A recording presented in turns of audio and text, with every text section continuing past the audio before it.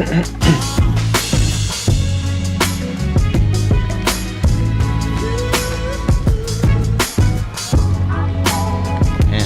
the old bat signals are gone. It's 'cause so many people are in here talking about stalks.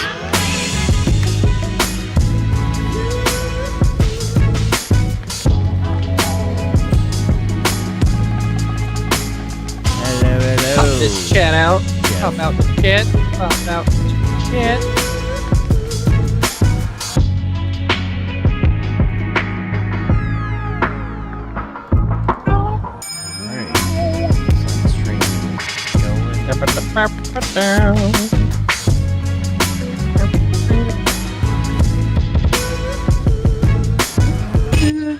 What's up, everybody? Bonjour. You are, everybody.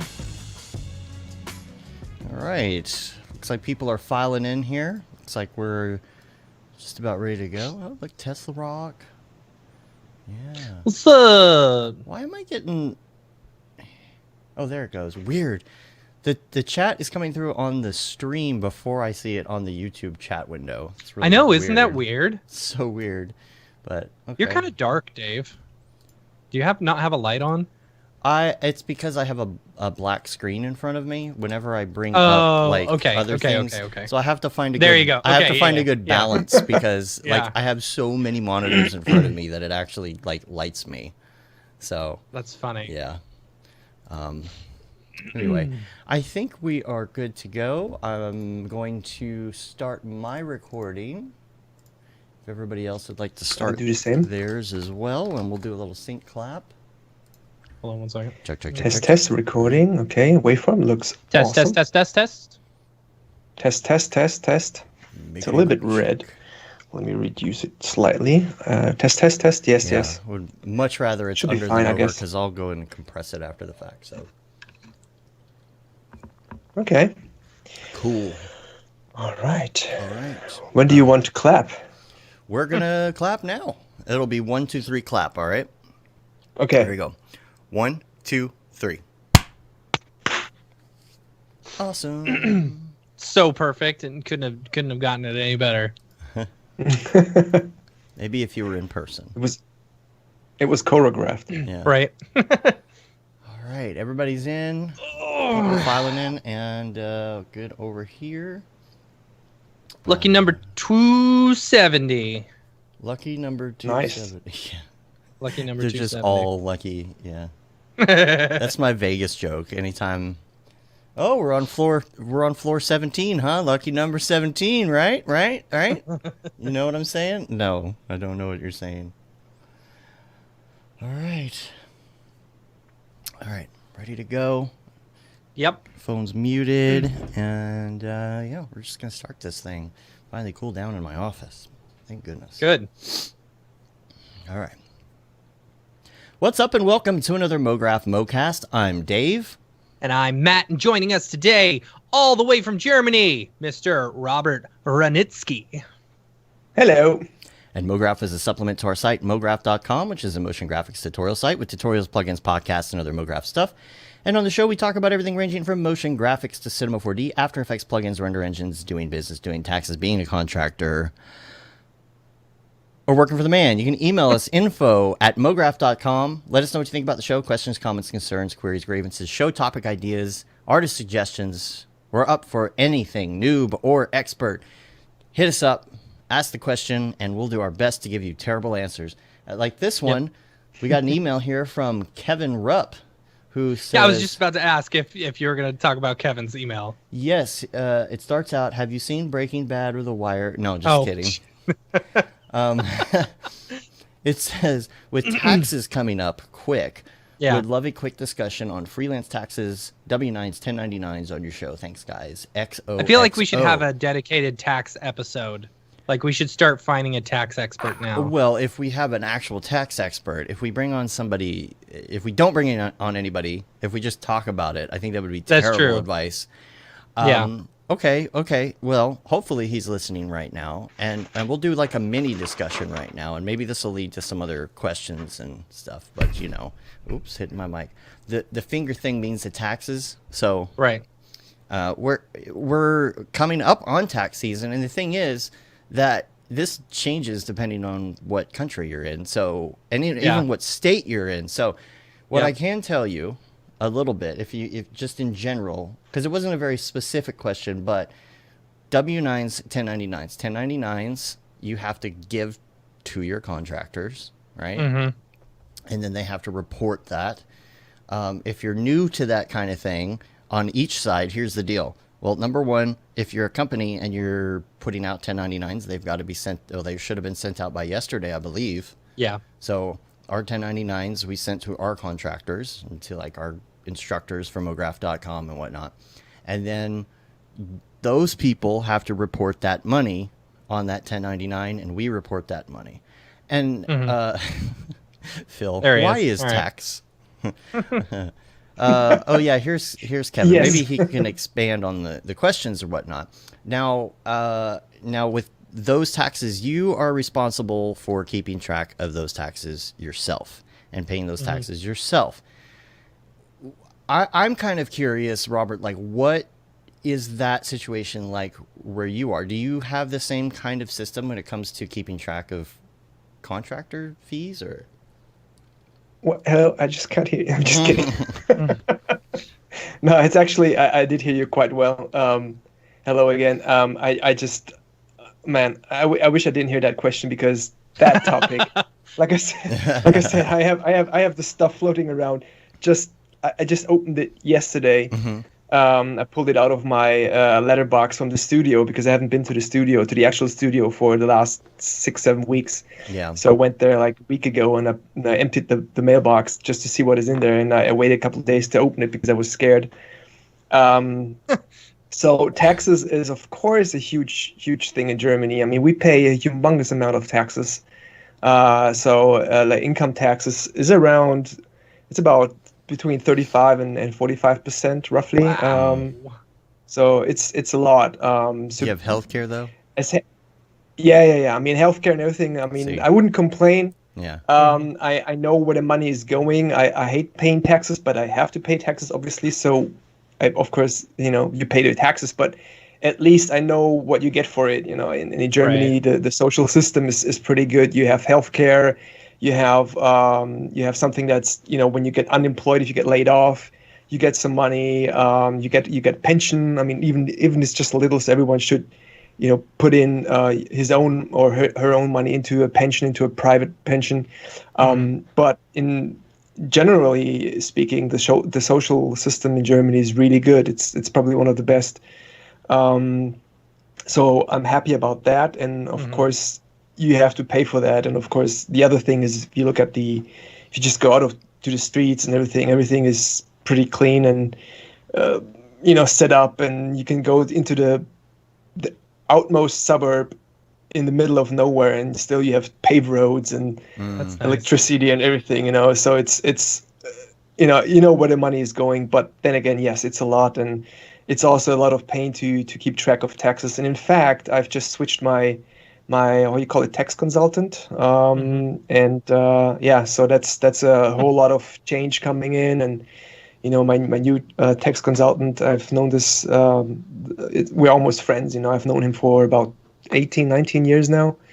Nice. And he has his own little firm now, and he takes care of that. And a lot of it is done electronically now, versus my old tax guy who had to use envelopes, put in the invoices, send them to him, send stuff back and forth. It was ridiculous. And now hopefully everything will be a bit smoother and electronic. But yeah, I'm always in an anxious moment whenever I have to do my taxes. I know how much. Don't talk to me. I'm like, I berserk. But do you have to pay in Germany? Do you have to manage your own taxes for contract work? Or is it automatically taken out when you do contract work there? How does that part work? That's interesting. Well, usually when you write an invoice, let's say you write an invoice of 1,000 euros, or let's say $1,000 for that matter, you always put tax on it, right? So the tax used to be 16%. They reduced the tax in Germany starting from July to December from 19 to 16. So that things are cheaper if you buy them privately. to support the whole Corona situation. But now it's back to 19. So whenever you put in an invoice for €1,000 or dollars, then you add 90% on top of that. So 1,190 that is. So that is what the client will pay you. So you have to make sure that the 190 extra, the tax money, will go back to the tax, to the state. Or let's say if you buy something for, let's say you buy a camera that costs 1,190. You don't have to pay the 190 for the tax, because basically that's the tax part that you don't have to pay, because you only pay the actual €1,000 for that camera, so it equals out. And depending on how much you spend, sometimes if you get more tax in, let's say you invoice 2,000, so that would be 2,380. So the 380 would have to go to the taxman. But if you buy a camera for 1,190, only 190, only half of the tax has to go to the taxman, because then you can keep the other 190, because you just purchased the camera that is used obviously for business purposes. See, does that make sense? It makes sense, and I feel like a lot of it's just automatically built in there, whereas in the States, if you're a contractor, you're just billing a certain amount, and it's up to you to say, okay, well, I'm going to bill a little extra for this and put some money aside, and then there's the whole thing about income tax and Social Security tax. Now, if you're like a private contractor and you're just working under your own Social Security number, you're paying Social Security tax on that money too. And that's where it really gets a lot of small business owners in the States, because you have to match your own Social Security. So Social Security here is 7.5%. So as your own company, you have to match that at 15%, and that goes into Social Security. Now, I have to preface it by saying we're not tax consultants, and we'll make sure you verify all this in your state and blah blah blah. Void where prohibited. However, one of the big things that you can do is incorporate in order to help yourself in the United States, even if you're just a contractor, because if you become like an S corp here, then you're paying yourself. They're not actually dividends, but they're like dividends. You're paying yourself, and you don't pay Social Security tax on that money that you make if you do it that way. So if somebody's paying your corporation, then at the end of the year you get a form that says, here's how much you made, the taxes pass through to your personal income, and you pay income tax on that money, but what you don't pay is Social Security. So that 15% can go away, or you could set aside that 15%. You could use that to for your own retirement account. And that works a lot better. That is something hopefully that will help some people. I know some people don't realize that, but that's the one thing when it comes to even setting up something new. For example, I'm working on a class. It's taking forever. Matt is just starting to work on a class, and we're talking about, okay, well, how are we going to get paid from these classes? Because we are going into this as an instructor, just like the other instructors are. All Mograph aside, right now we own a production company over here. We own Mograph over here. And so our money is coming in from doing production company stuff. We've got Mograph money that's being set aside and going into future developments. So if we're doing a class, it's like, okay, well, if that company is going to pay us $10.99, then all of a sudden we got all this Social Security tax we got to pay for. So it's like, do I want to start another S corp on top of the ones we already have, so that I can move the money in there and not pay all the social? It's the U.S. All this stuff is made, with purposeful loopholes. I like the idea of when you're sending out an invoice or something, automatically adding the taxes on top of it. Like people get used to, okay, this is your day rate, but I'm going to need to add a certain amount for taxes. There's two different sets of taxes. There's 90%, there's 7%. So for example, for usage rights, it's only 7%. And there's also different tax forms for, I think, food is different, and hotels is also different. So you might have an invoice that has two different sets of taxes. Interesting. And you have to split them out. But technically, it's 19 and 7. Whereas in the US, as far as I know, you have every state is different. Every city tax, has right? different Every tax. city has Sales tax. Like Yeah, for example, ours is 8.25. And then you go to the next city over, and it's like 7.5. But then there's also certain industries where that doesn't apply. Yeah. In our industry, and also if you're it's not as much now as it was before, but working out of state, you didn't apply any of that at all. Now you kind of do, like especially like Amazon and stuff. They charge. The problem in the States with using with just adding that tax, like let's say you're a contractor, you're billing $1,000, right? Well, you can't say I need to add in $300 for taxes. Yeah, because it's not officially set aside, right? So you then put out an invoice for $1,300. You are responsible for the taxes on that $1,300. Yeah, you know what I mean? It has to be an official government thing for you to charge that and pass that money through, or else you're just charging more and therefore paying more taxes. It would never end. You know what I'm saying? Does that make sense? Yeah, it's like, for example, like, we do a little bonus around tax season sometimes, to like help us pay our taxes. Right. But then we also have to tax ourselves on that. So it just slowly gets more and more and more the next year that you've got to pay every year. But it seems like you don't have to lay open your taxes, because I know certain people in the past didn't have to open up about their taxes. So yeah.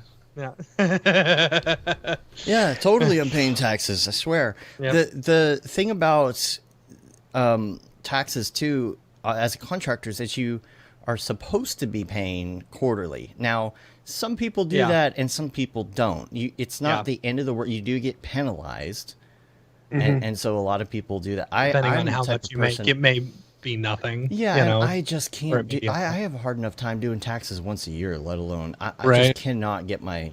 I'll pay the penalty. I mean, to speak of experience, here in Germany, it differs from your income. So depending on how much you make, like in the beginning, you can do it annually, like once a year. You collect everything, you set it off, and then you have to pay.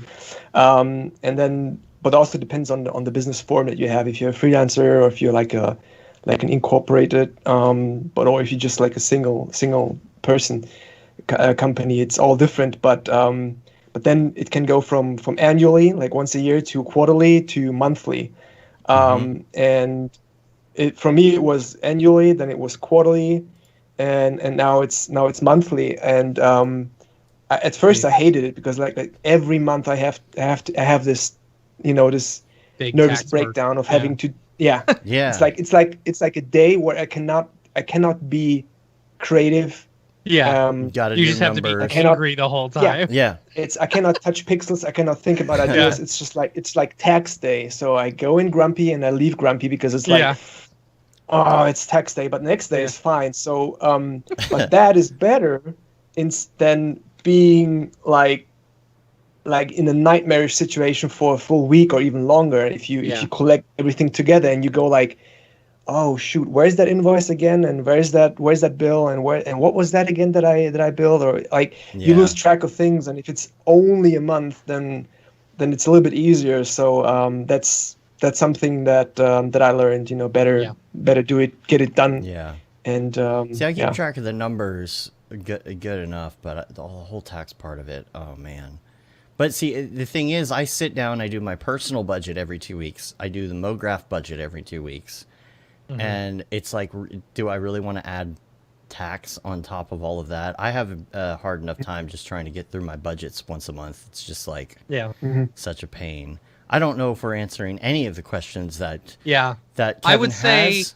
Just keep track of all of the things that you can write off. Do you have any specific questions?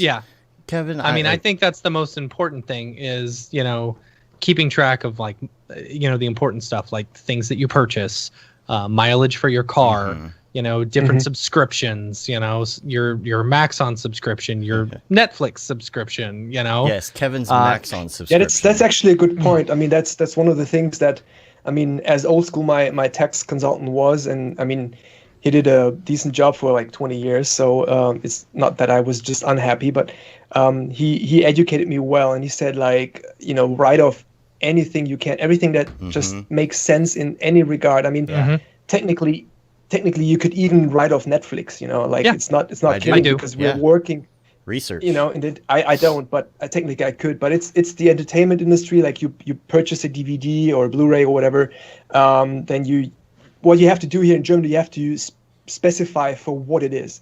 Yeah. Oh, it is for this opening title project I'm working on. It is for this course I need inspiration. So it's not like you can write it off and just go off and say like whatever you figure it out. But you have to. I write down a note for what it is, but no one's ever going to see it. Yeah. So they actually look at that and say, specifically, who has the time to go look at that? Yeah. Oh, there's people who, you have to imagine there's people who love numbers crunching and going through files like we love pixels and bokeh and motion blur and render engines and everything. I mean, they love Excel lists, and so. Well, what about Beeple artwork? I was thinking about this the other day. We did buy that on a company, MX. So is that technically research? Can we write off our Beeple purchase? I think that is Crypto research art? Because we're researching it specifically to talk about it on the podcast. Right. Yeah. And I think, not to mention, whatever. It's also an investment. If we wanted to sell it now, we could make $10,000. $10,000 each. Yeah. Each. Yeah. It's insane. Yeah. I don't know. Hopefully that helped a little bit. I think that's about as vague as we can be without giving bad advice. Yeah. Get a CPA. Yeah. That's all I can say. Some week Hey, a quick shout out to Brian Fox here, my friend. He said, "Hey Robert, great to see you in the chat. So thanks for joining." Yeah, bringing some friends in here. Yeah. And also Carla Sabat is there. I see her name. So that's also someone I'm in touch with on Instagram, and even more people who joined. So thank you all for joining. I just wanted to give that shout out there. And Phil's there too. I see Phil. You know Phil? Raid Zero? I mean, he's in the EU. Yeah, come on. Y'all are all from Europe. Yeah, y'all I mean, it's the EU. Right? It's your next door, right? Yeah, everything's like we're like next door. And everything's so small here. Yeah. Yeah. Got some week wrap-up stuff I wanted to go through. Number one, we've got a lot going on in February. So much. And this is the busiest we've ever been in January. Dude, January flew by. Yes, and it does. I don't know. Clients are coming out of the woodwork. It must have to do with 2020 COVID. People are just like, okay, time to get back at it. It's just nonstop. But also, Mograph, we have quite a bit going on. 2 live specials and all that. I got a little promo here. I was working on this over the weekend. It was kind of fun. So looks good. I'll play it real quick. Here we go. Join us this February for our Creating the Unreal Student Showcase, Many Hues of Mograph Part 3, and of course, the Mograph Podcast Live. Check it all out at mograph.com/live. How'd you do that colored smoke? Colored smoke? Yeah, how'd you do that? That was TFD. I know, but how'd you color it? By throwing gradients in it and the octane scatter and absorb. Yeah. Interesting. Yeah, it's pretty easy to do. It's one of those things where you have to play with it a bit to get it to look right, but once you do, it's like, okay, it's good. Don't touch it. Yeah. I couldn't do that. Yeah. It looks it looks pretty good. It's one of those things where you kind of mess with it and then you realize that it's, how do I describe it? You touch a setting and it looks like garbage. And so you undo it and you're like, okay, as long as I don't touch these settings even at all, even by 0.1, it's going to look okay. And then at that point, it's like, I don't want to redo my sim. I don't want to change anything. I want to keep locked as cache because I feel like I'm going to change one setting and it's not going to look good anymore because it took me so long to get it here. But no, that was just me experimenting a little bit with stuff. You know, had a little, for once, creative streak about me. Right. So I ran with it. But we've got, it's a short month, and we've got way more than usual this month. So we've got the regular podcast, but then we also have on the 11th, it is the Creating the Unreal. It's the Winbush Student Showcase, which is going to be 3 different students that took the Unreal course, and they're going to be showing off their work. It's a Thursday night special on the 11th. And what's cool about it, though, is we're also, and I'm going to try and get all of this done on time, Winbush has recorded an extra chapter that he's adding to his course, and he is going to be releasing with that one of Jama's models that you get with it, that you can download with it for free. But also, if you're a student, you'll get a promo code, so you can get a discount on all the packs. So that's going to be like the medieval stuff, the dystopian society stuff, all these characters, and so you should definitely go check that out. We're going to be doing some other promos and things. We've got the different artists that are going to be featured, or students who are going to be featured from that.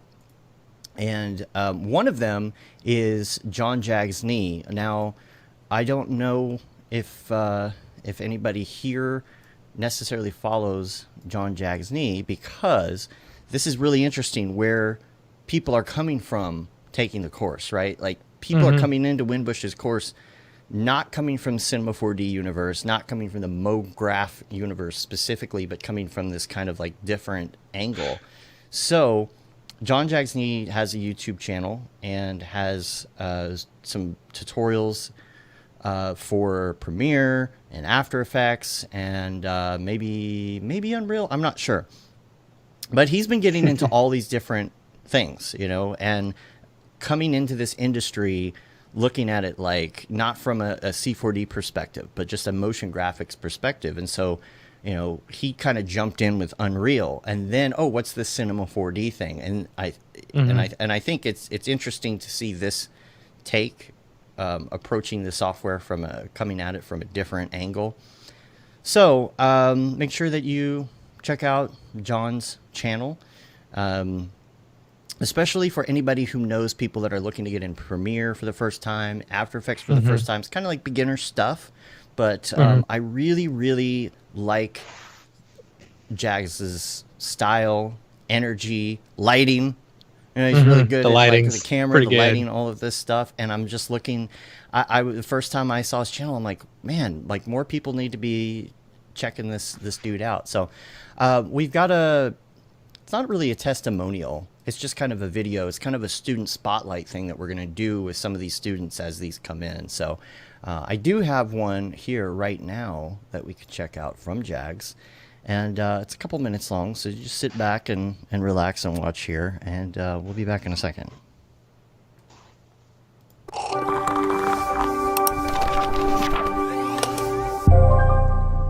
Well, hello there, Internet. My name is John Jagsney. I'm a 3D artist and freelancer. I primarily work in the board game space, so board games, hobby games, collectibles, etc., etc. I've done work with companies such as Cryptozoic Entertainment, who does work with DC Comics and Rick and Morty. I've done work with the company Super 7, who makes toys like Transformers and Ninja Turtles.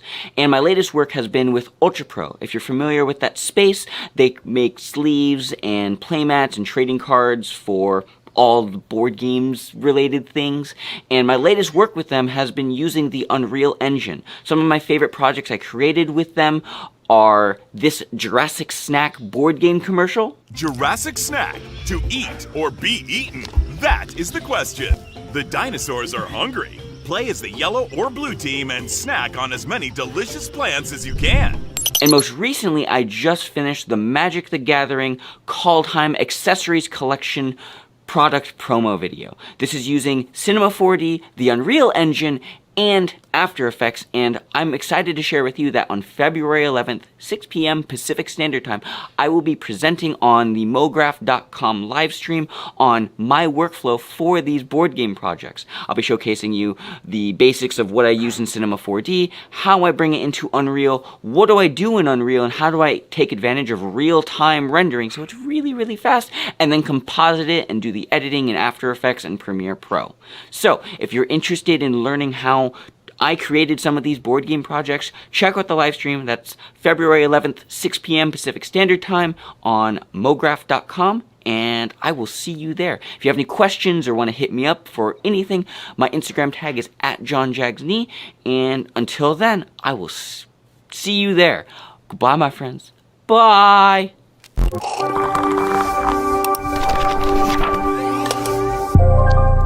Jags is super dope. Yeah, I like Jags. That looked nice. Really good energy. See what I mean about like the camera and stuff? I'm like, great lighting, man. Such great lighting. But Jags will be on. This is the Winbush Student Showcase. Jags and Gabrielle is going to be on. She's feeding wolves. If you've seen some of the stuff that she's been doing Her with stuff is character so stuff, good. she's got a capture suit. And so she's been Oh, using yeah? that and like integrating it and doing different stuff in Unreal. And then Logan, who is it? I think usually in the chat here. I don't know. The is it Hollow Woodsman?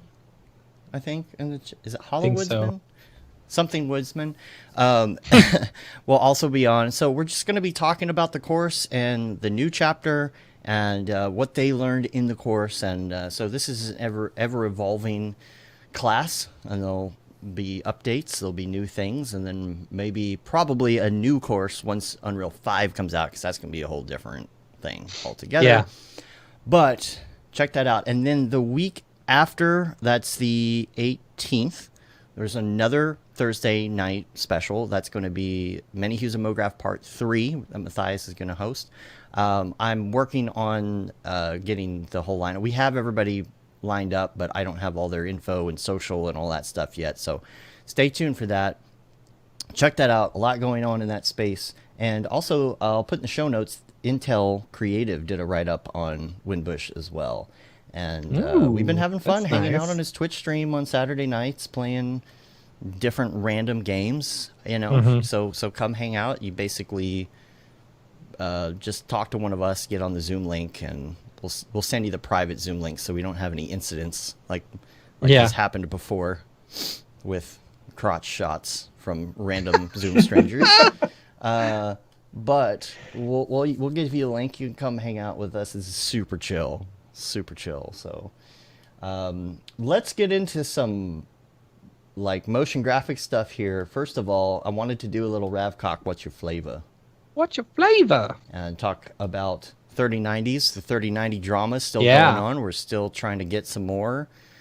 Rob, what graphics cards do you currently have, and how available are these NVIDIA cards where you're at? Well, all right, getting ready for it. Well, I work on a Mac, so it's all right. That's it. Yeah. Call, it's end. Yeah, all right, we're out. Bye. No, in fact, yes, I work on a Mac. Still work on a Mac. Always, actually not. Started on a PC like 20 years ago. I switched to the Mac 2001. But ever since been on the Mac. Of course, I do have a couple of PCs that I use occasionally for testing and stuff. So I have a 1080 in my old PC box, 1080 Ti. But my main work machine is the 2019 Mac Pro, and I have two W5700X in there. And I'm really happy with it. It's so funny because you were talking about Unreal and it's like real time, and I'm just happy as a kid can be about not having to wait an hour or two for a frame Almost to render. Yeah. You know, it's like, oh, it renders it in 20 seconds or in a minute, and it's like, for me, it's like, pfft. So I'm still happy, and that's I'm learning Redshift and been toying around with Octane the last 2 months. Now I've licensed Redshift. I think whenever it was released, like in the open beta. I think it was mid-December or early December.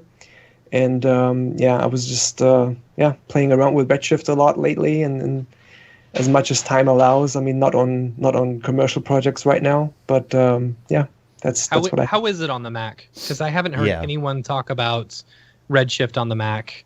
Besides that the open beta was there. The thing is, I don't have any comparisons, so I haven't used it on PC, so I can't say it crashed. Maybe it crashed twice. I'm not sure if it was because of Redshift or it was because of Cinema or random error or anything. But I've rendered a couple images, a couple of sequences, and it didn't crash on render, which is good. Mm-hmm. It crashed on some weird behavior when I was resizing something and moving the camera or rearranging the workspace. Right. Yeah. So far it's been really mind blowing, to be really honest. I have this discussion with my friend Max, who I share the studio with, and I mean he's a PC user and he's a fantastic artist and a fantastic guy and friend. And we always fight each other. Like he goes like, yeah, Macs are like, Macs are crap, and I go like, yeah, PC suck, and Windows and blah, and I don't know. And so it's like a friendly fight. But he's obviously on the PC side, and he has a lot of experience with render engines like Arnold and Octane and Redshift as well. So he's been teaching me a little bit. And another friend of mine who's also very familiar with the PC side of things is Can Erduman, and he told me a few tips and tricks on Redshift. And for me, it's like I always try to be like it. Like I said that in the stream for Maxon in December, when I was talking about the latest project of us on the 3D Motion Show. I spent some time talking about how I try to look at the render situation and the side of things. Although I love my Mac and I love working on the Mac, I still believe that it really doesn't matter what you are using as long as it gets the job done. You have to be happy with the device, with the software, with the plugin, whatever. And for me, I mean, I like it, but I try to unemotionalize that. I try not to get too much into it and too crazy about this bug is not fixed, and this sucks, and that sucks, and this is faster, and that is faster. And like, I mean, other people can do fantastic art with that, so that is what I look at. That's what I go at and say like, hey, if there's other artists that can create a fantastic image, picture, still, film, whatever, so should I, right? So whatever means necessary. That being said, of course, you have to use what makes sense. For example, I understand that you have more iterations if you use GPU rendering, for example, or if you work in real-time environments, because then you can have the creative juices flow faster, because of course you don't have to wait, I don't know, a minute, an hour, or whatever until you see the result. But you adjust something, you see it, and you go like, oh no, okay, that's not it. Yeah. You try something else. Yeah. So that's obvious that if you have anything that's fast, you can be more productive. Mm-hmm. But then again, fast is always relative. Let's take that Mac PC example, and I think that's also something that Nick might relate to, knowing him and also listening to his past few discussions about going to PC and having a Mac. And I mean, the Mac is certainly faster in a lot of areas, like encoding, and if you do video production and stuff like that, it's super fast. Premiere, Final Cut, and all these tools are really fast. Yeah, I have a terrible time with Adobe products on my PC. Mm-hmm. Yeah. Right. So it might be a different situation if you do like 3D rendering, for example.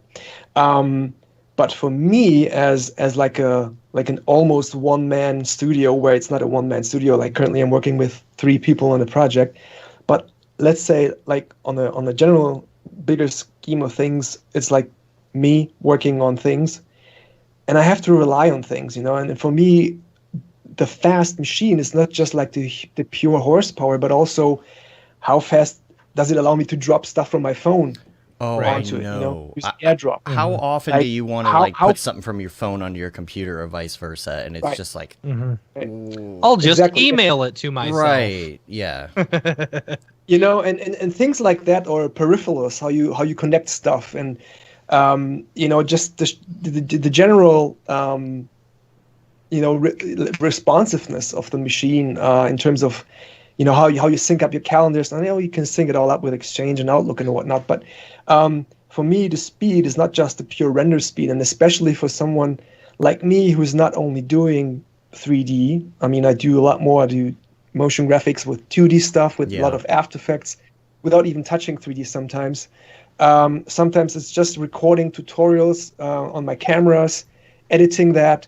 A lot of photography that I'm not super open about, but I photograph a lot. Oh yeah.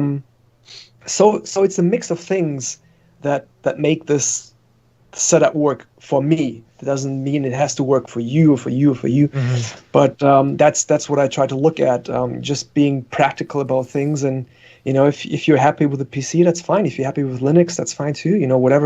Whatever makes you be able to create the work that you want to create the fastest and most enjoyable. Yeah, it's like if you are building something and you have a ball peen hammer, but it doesn't have the claw on the back, and you're constantly trying to pull out nails, you don't have that little piece you need, and so you get that, and people are like, oh, but the ball peen hammer's better. Like, I know, but I want this thing because it has the claw on the back, and I can pull the nails out because I'm constantly messing up all the nails. Have you ever had to pull a nail out with a hammer? Yeah. With the back side of it? Well, ball peen hammer doesn't have that. I don't know what a ball peen hammer It's is, just but the I'll one take with- your word okay. for it. Anyway, what I'm saying is you're going to pick that hammer that allows you to be the most efficient. If you're somebody who has a lot of nail issues. See, Hollow Woodsman, I need a nail bar. See, there's a nail bar. So if you have a ball peen hammer and a nail bar and you're fine with that, what I'm saying is you're going to pick the tool that is most efficient for you for what you're specifically doing. So that makes sense. There doesn't need to be a war about which hammer is better. Right. It's the same discussion we always have. But yeah, if you're curious about render engines, go to whatrenderengine.com. No, bestrenderengine.com. Best render engine. Or we have engine. both, I think. I don't know.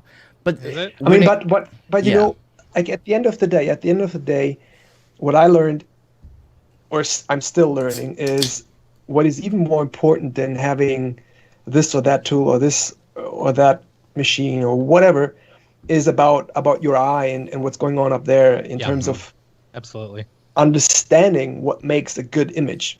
Yeah. Right. I always tend to say whenever I'm on any show, like real show, like when you actually talk to people in front of people, not on the internet, but like NAB or SIGGRAPH or any other shows, and you talk to people. I always say, like, I'm not the best in Cinema 4D. Actually, I'm pretty whack in Cinema 4D. I mean, I know my way around, but I can get things done. But I mean, there's way many more people who are a lot better than I am, and I'm fine with that. But what I know is how to be smart and clever about using tools like Photoshop and After Effects in conjunction with Cinema 4D to create the image that I want. And that is even, faking stuff until it looks good, and, adding blurs and aberrations and all the imperfections, and understanding that an imperfect image is sometimes actually a perfect image. And at the end of the day, if you don't know what you're looking for in terms of as a result, then all the best software or hardware is not going to help you to do that. Let me give you an example. For example, if I on this weekend, I was toying around with Redshift to rebuild a set I was doing for my Star Wars fan film.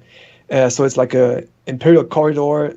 So I took all the textures and put them into Redshift, and textured little droid and played around with different angles and lights and the focus and the depth of field. I knew exactly what I wanted to see, and I was just clicking buttons until it worked. And the fun thing is that it took about 1 minute and 20 seconds to render that. I've shared that on Instagram, on my stories, and on Twitter. It took me about 1 minute 20 to render that, and to render that with physical, it was like not the exact same thing, but the corridor and the same setup. Basically, it was between 1.5 hours and 3 hours a frame. Jeez. And that is and for me that was like from going from 1 hour, let's say 1 hour in average, to let's say a minute. It's pretty mind blowing. Yeah, it's absolutely insane. Are the 3090s or any of these cards, are they really hard to find in Germany?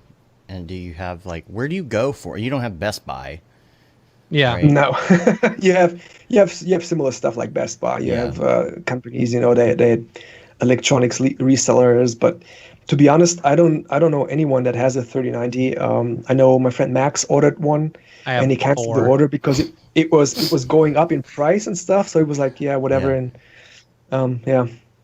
Yeah, I'm waiting for my 4th for this other machine, and then we're gonna redo the other render machine with 2 more. So I'm Yeah. hoping to have 6. The problem that I'm having here is power issues, wattage issues, and things. It's like it's a chain reaction of issues, because you put in the 2 3090s into your machine. What happens? Okay, you're gonna need a bigger power supply because it's not quite high enough wattage, right? And apparently you're supposed to replace all your cables on your power supply whenever you get a new one. I just found this out yesterday. You mean with the ones that come with it? Now, Yeah. I have used the same ones before, but it was literally like the exact same brand. And I don't know. I got reamed on the hardware channel in Slack for not doing that. So, well, luckily I'm good now. I'm good now.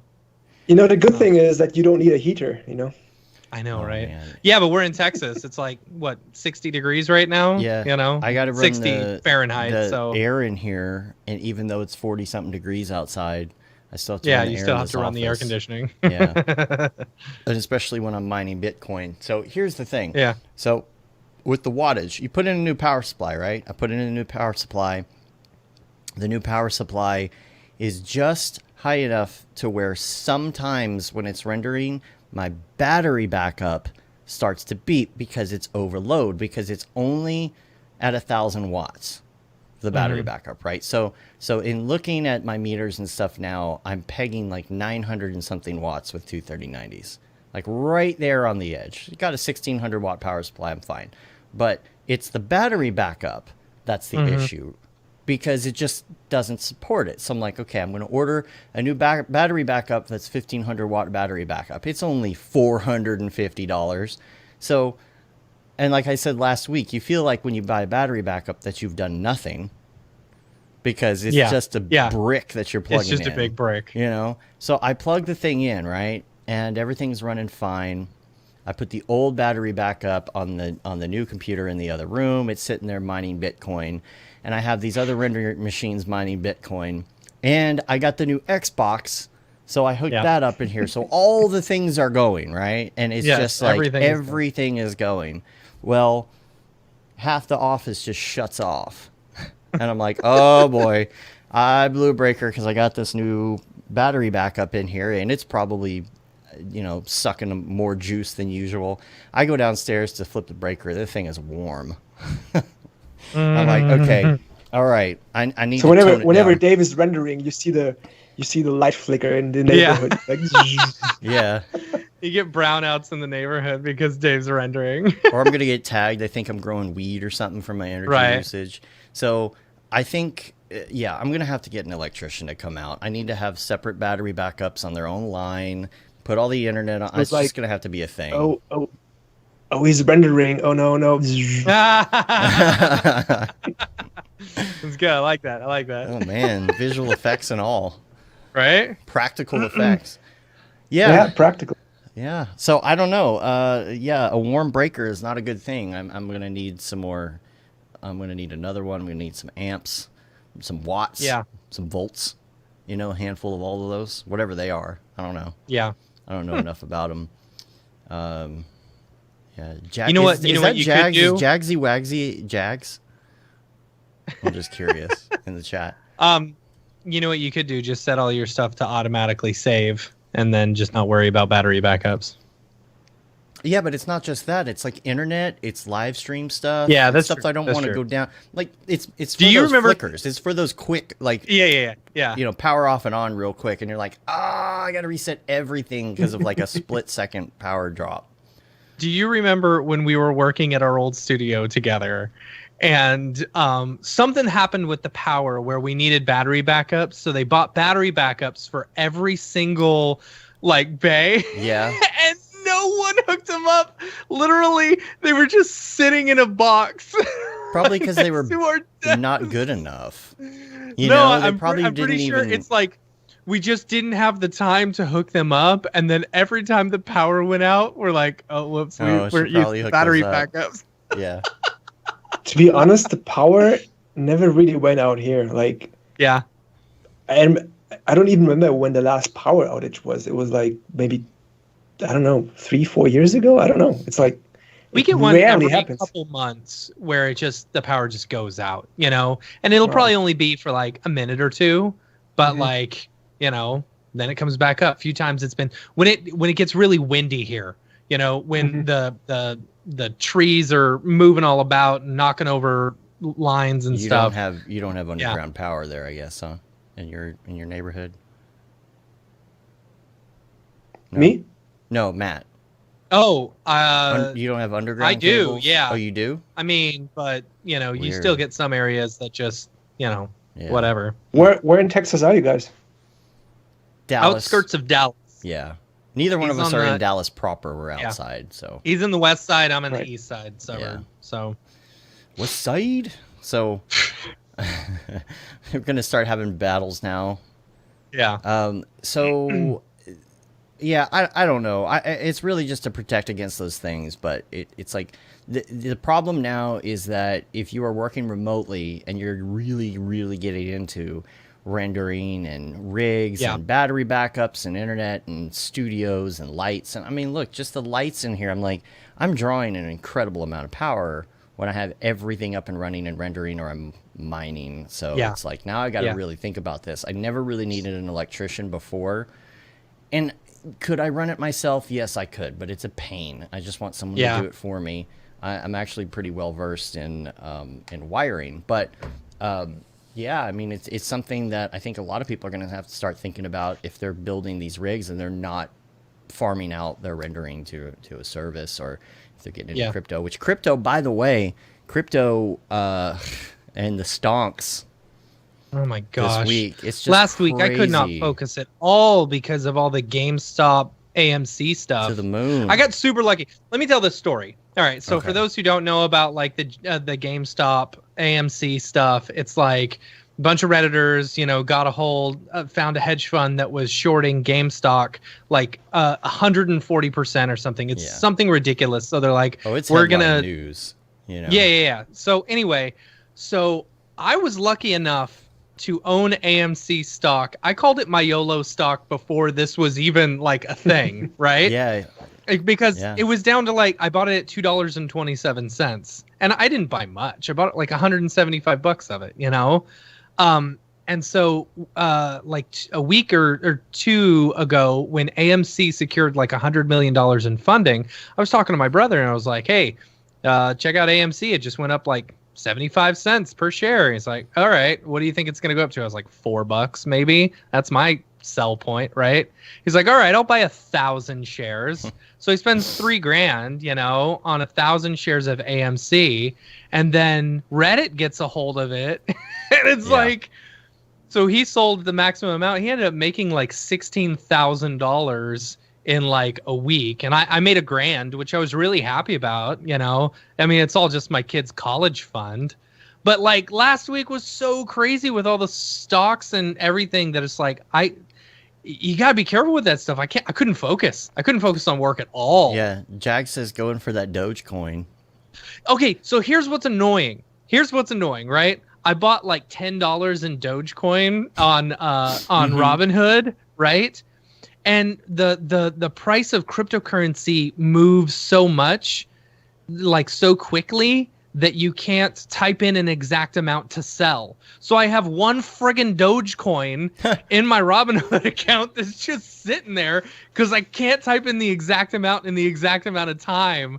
You know, it's so stupid. And there's no sell all button. All my stuff out of Robinhood. Get it all out my of Robinhood stuff is out. I cashed it out. Trying to find a new place to go, but I do have. I hear Fidelity's good. Nice. I hear Fidelity. Nice hash. Can you mine Ethereum on there? I'm thinking about getting to Ethereum instead of Bitcoin. I don't know. Well, I mean, you just mine Bitcoin. Cycles. Just mine some Bitcoin and then just transfer it to Ethereum. Well, you know. Yes, I guess so. Because I think you're I'm so not in this game, I must admit. Yeah, sorry. It's like, for me, it's like like yada yada. Yeah. It's just Yeah. something to make money using your GPUs when you're not using them. You Yeah, know, that's I mean, really- I haven't rendered anything in, gosh, how long? Like since December, November, maybe. You know, but I've been mining. I made $500 in mining, Bitcoin last month alone, and that was only turning it on whenever I'm done working. And that 500 in crypto can turn into, God knows what. It could turn into a $10,000, $1 million, Dogecoin, or right? $0, depending on what's going on in the and world of crypto, the price of Bitcoin is really high right now. It's been going up and down in between like 31 and 38. And at that point, it's very profitable to just set your computer up and go. Well, Bitcoin does seem like the canonical, this is the cryptocurrency, right? But Ethereum always you hear, and Doge is, I get Doge, but it's still kind of a joke, in general. But when it comes to Ethereum, I feel like that's the second place. That's the second place crypto. And there was a School of Motion podcast that I recommend everybody listen to. Beeple was on the show right before he did that drop.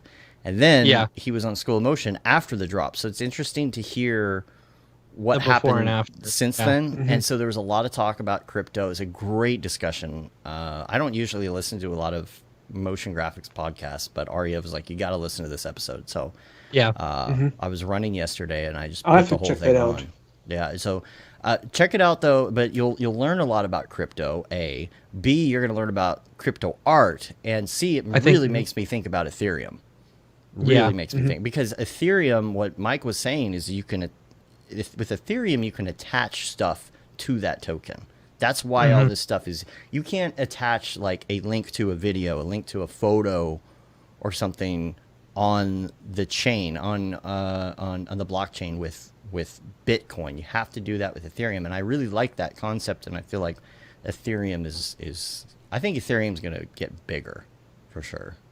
I definitely have to learn more about that. But I'm kind of like seeing it from the outside. I just don't have the time and energy to like really dig into that and really know my way around what this is all about. I mean, I know the general principle a little bit, but I mean, there's controversial stuff I read. Like, I mean, I think like last week or so, there was an article about the impact in terms of how much energy it takes to mine, and that's the thing. I mean, here's the thing. That's something where I just go like, wow, is it really worth it? I mean, looking at the world and the place we are in right now, like, okay, I don't know. It's something I really have to consider and to look at as well. I mean, it was like, I think it also had Mike's, how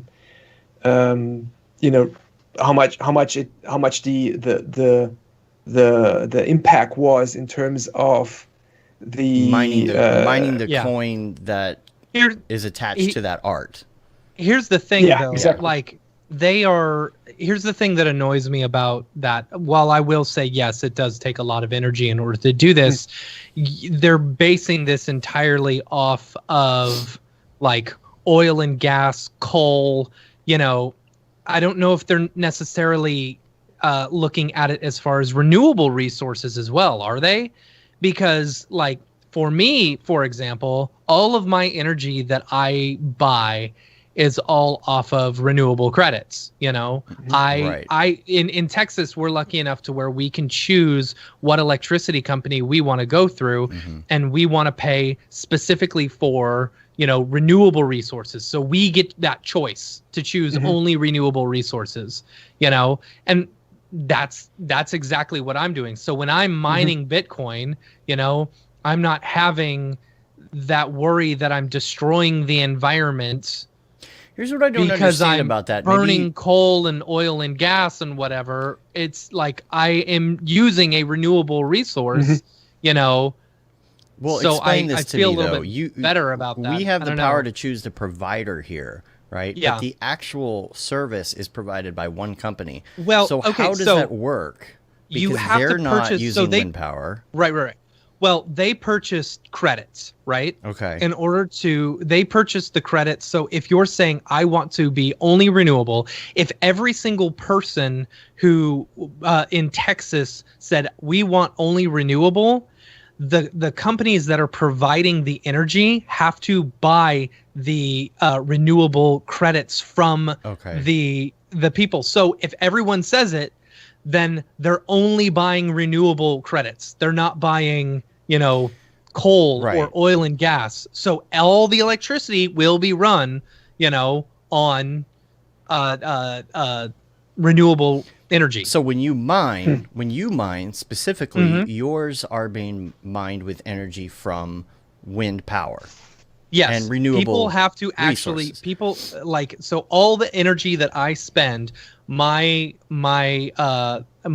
provider Encore has to say, all right, we need to purchase this many renewable credits, in order to pay for his stuff. But crypto art, when it's attached to a token, that token wasn't your token, so it was mined, and that's the controversy right now. Right, it's like, crypto art is bad for the environment, and my question is, aren't those tokens going to be mined anyway, even if you're not buying crypto art? That's a thing, because it's admirable that Matt is conscious about that and has this environmental awareness about the situation, but then again, there's so much that is being mined.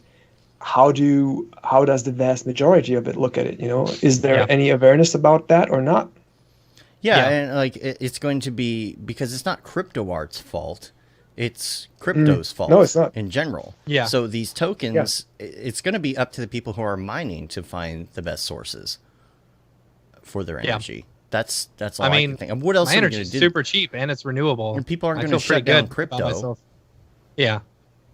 I don't know. But then again, what in terms of crypto art, like I said, I don't have expert knowledge on this, so my opinions are solely based on the little that I have observed on social media and on like what you can read about in news and stuff. But like I've seen fantastic output. Like people's output is all you can say is congratulations and well deserved. Hats off. Mm-hmm. That's a no-brainer right there. I mean, Mike's been doing this for how many years? Like it's ridiculous, and you have to admire that. So well deserved. But then again, you have crypto art where you just go like, and again, I don't want to be the judge of deciding what is art and what is not. Right.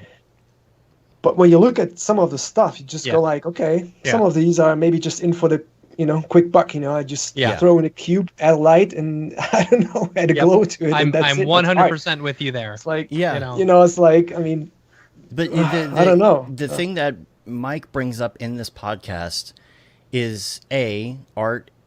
I mean, art is like a subjective thing, right? It is, yeah. So totally. That's the first, because EJ is on that podcast as well, and he's talking about the things that Matt and I are constantly chatting about with him in text. Like, what's the deal with this crypto art thing and all? We're constantly discussing it. And he brings up that whole fact of like, you look at some of this art and you're like, what is this stuff? And what's going on is there's these people that are in the crypto scene, right? Not crypto art scene, but like crypto everything scene. Okay. Yeah. And you got these art collectors as well. They're not in our scene. They don't know Mograph. And like what he was saying was like, they don't know who Ash Thorpe is. Okay. Yeah. And these crypto people who are looking for things to invest money in and take chances on, those people are coming and buying this artwork. They don't know who Ash Thorpe is yet. Yeah. They don't know who the big players are. Right. Because it's coming. So there's these other people who were creating this art who were not in this scene.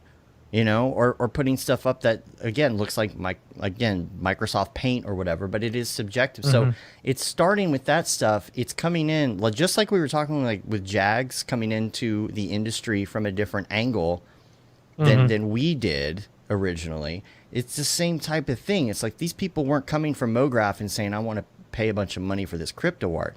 These are crypto people wanting to get into art. It's not the other way around. So it's you have to listen to it that way. Just go listen to the podcast. Let's just play it on the show. It's a good podcast. Yeah. We'll just play the whole thing. It's really good. So and that's the part that I enjoyed about it, because he was able to explain now after the fact, what he experienced and everything about the money and all of that. So so check that out. But they did quickly touch on that power thing too, and it's just like, well, the power for crypto is going to be a problem in general. It's not the art that's the problem. It's the crypto that's the problem, and people aren't going to stop mining. It's not going to happen. Yeah. So if you check that out, Robert, I would suggest listening to that, and if you want to try it out, maybe get a nice hash account. It takes like 5 minutes and power it up and just play with it. I just built another computer this weekend, to house all my extra parts. And the first thing I did was installed NiceHash and was able to start mining crypto literally within like 3 or 4 minutes. I don't think it even took me 5 minutes. Yeah, it's so easy, and it's just like, it's a no-brainer as long as the energy consumption is worth the mining. So, well, I have a PC right here under my desk, so let it run. Look it up. It depends on how expensive your electricity. Richard in the chat was saying that theirs is 35 cents per kilowatt hour, and it's like, okay, that's going to cost you quite a bit, because I probably spent $50 or $60 in energy this month alone. After making $500 or making $500 and then spending 60 of that in electricity at 35 cents per kilowatt hour. That's going to be that's going to be a lot more. Now you're putting 0.07 cents per kilowatt hour, and in Germany that 0.35 kilowatt hour probably isn't cents. I don't know what that converts to in dollars though. But is that euro? I mean, you're paying it in euro, right? It is euro, but which is actually, to be honest, I don't know it by heart. I'm just checking right now. The thing I'll be right back. I got to run to the restroom. The thing about NiceHash is that you can actually go in and type in what your energy usage is. So then if it goes to where you're not profitable, it actually stops mining. So you have safeguards in place, is this profitable or not? So anyway, let's get to your art. Let's talk about your art a little bit. Now we're like over an hour into the program. Our beginning of our show is a lot longer than usual. Want to get to your background and everything that you've been up to. If people haven't heard of you before, I think that one of the things to bring up would be like the new Wacom VR pen, because probably everybody saw some of those renderings floating around the internet recently, and you were responsible for those, right? Yeah.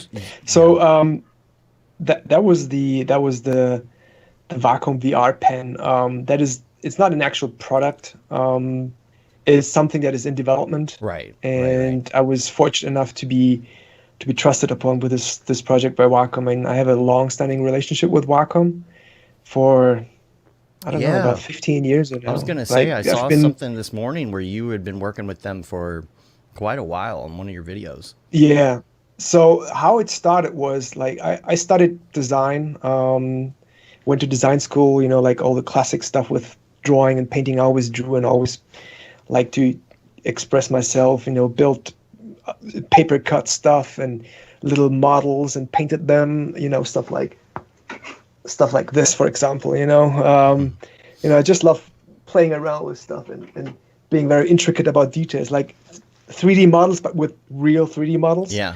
And I always loved that. So design school, and then I was super interested in animation and film and Star Wars and everything, but I couldn't that was so abstract 20 years ago. How can you imagine being able to do it and in something that looks almost like feature film quality on your computer? It was just out of scope and out of range to just imagine that. So I went down with the regular going to design school, maybe designing logos and magazines, maybe a website, but then things evolved really quickly. And during my studies, I really realized that actually everything that moves is what my heart really is for.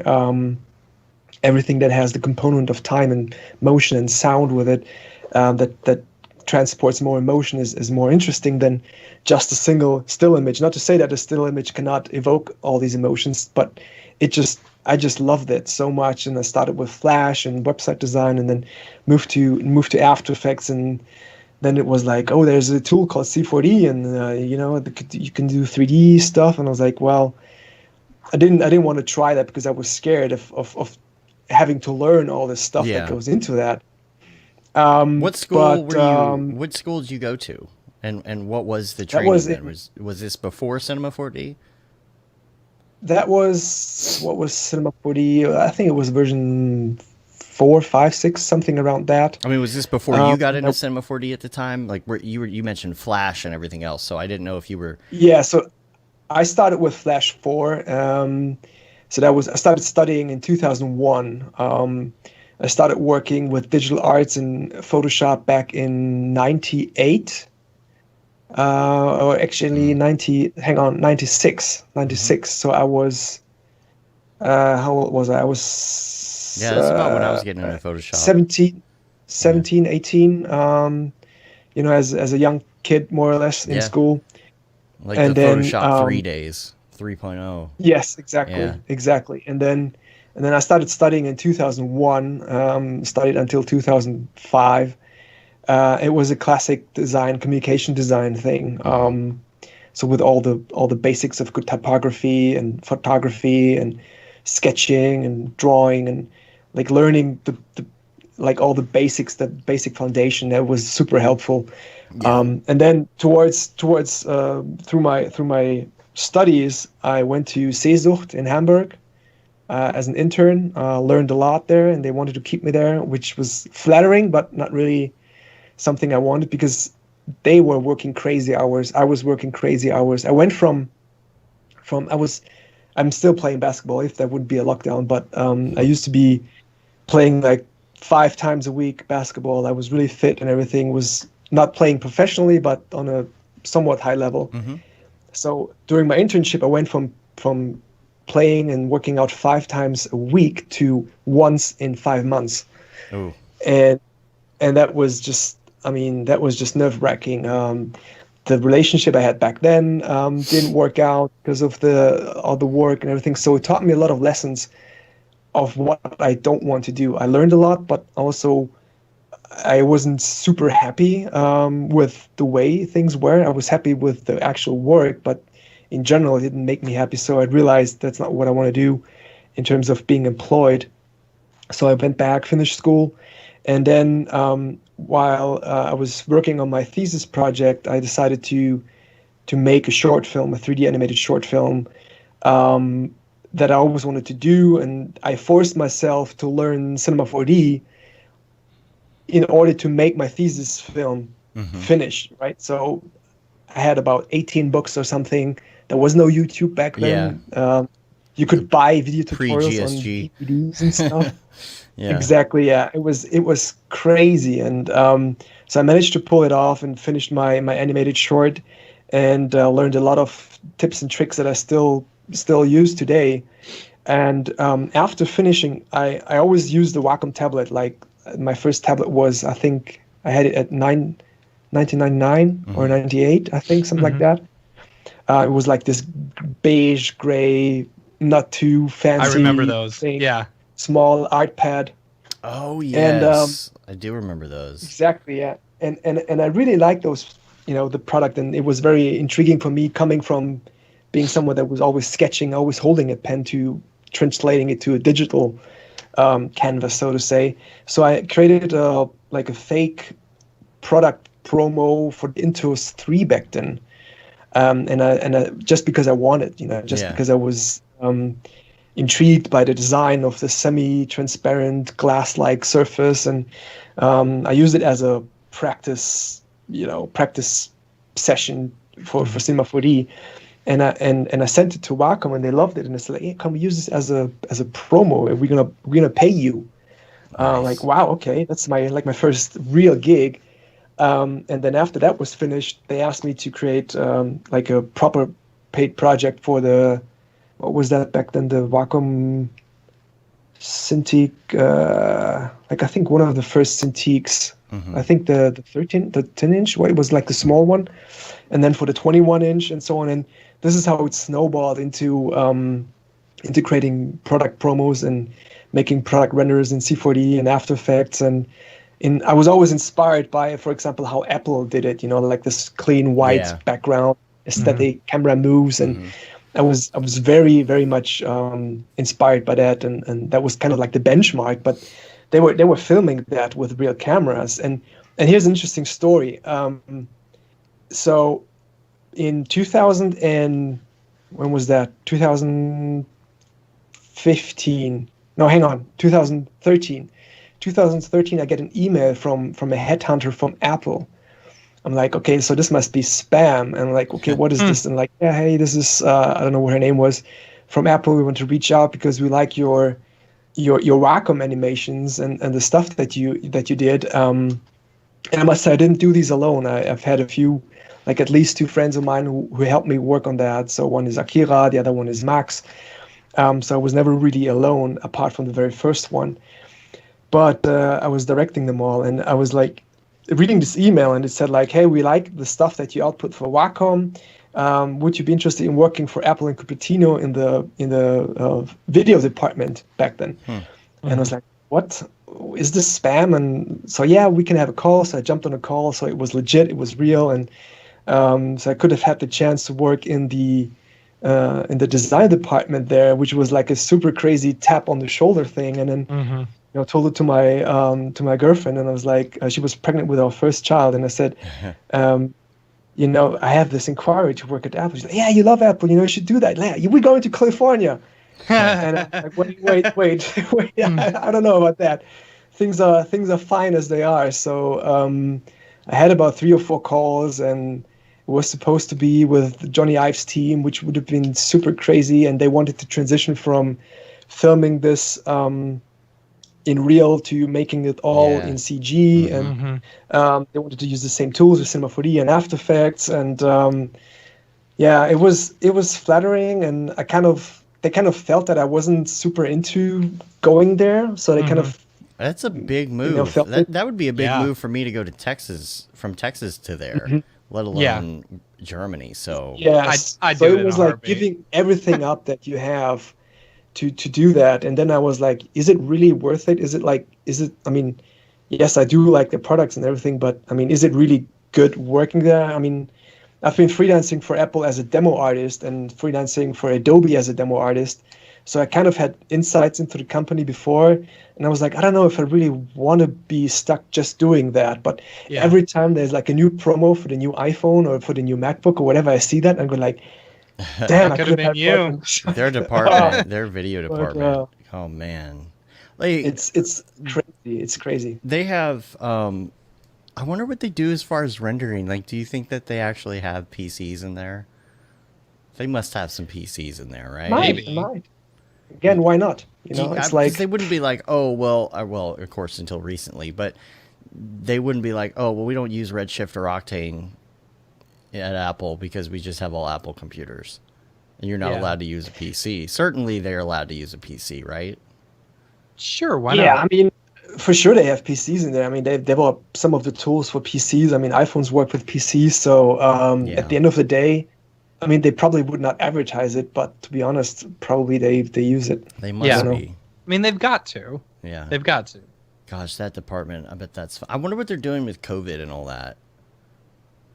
I don't know. It's a lot of remote work. I mean, I've been in touch with a lot of friends over in the US and actually all over the world, and asked them how.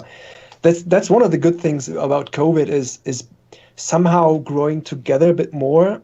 Although we are so far apart, it's kind of like quite the opposite of everyone is locked in, but still you grow together a little bit more because of being able to FaceTime more and do all those Zoom seminars. And so I've reached out to so many friends I haven't reached out for maybe way too long before, just checking on them to see how they are. And it's crazy. Like everyone is working remotely. Like even friends that I have at work at Pixar, for example, they've been like super early. They have had they could work remotely anyway because of those little what's it called, Teradici or whatever. Yeah. If you watch Soul at the end, they say they mention, you know, this was created by Pixar in houses at least 6 feet apart from each other, which was really cool. You know, Impulse says Apple works with V-Ray. A lot of them work remotely. Yeah. If they work with V-Ray, then they could be Mac only. You know, just I mean, they sending use stuff out Houdini. to a We farm. know that they actually bought a couple of courses, copies of the course. Yeah, so I know they're working. But to get back to your initial question, it was like a long story that sidetracked a little bit. But to give you like the backstory, so I've wrapped it up into that. But to get back to that Wacom VR pen project that I presented about at the 3D Motion show, so this came about like I think almost a year ago when I said like we have this in development and it's not a physical product that you can touch. This is this idea to create this, and would you want to do a trailer? And they have some 3D designs that they created, the industrial designers, and I was like, yeah, of course, it would be nice to try that out, and or at least to work on that.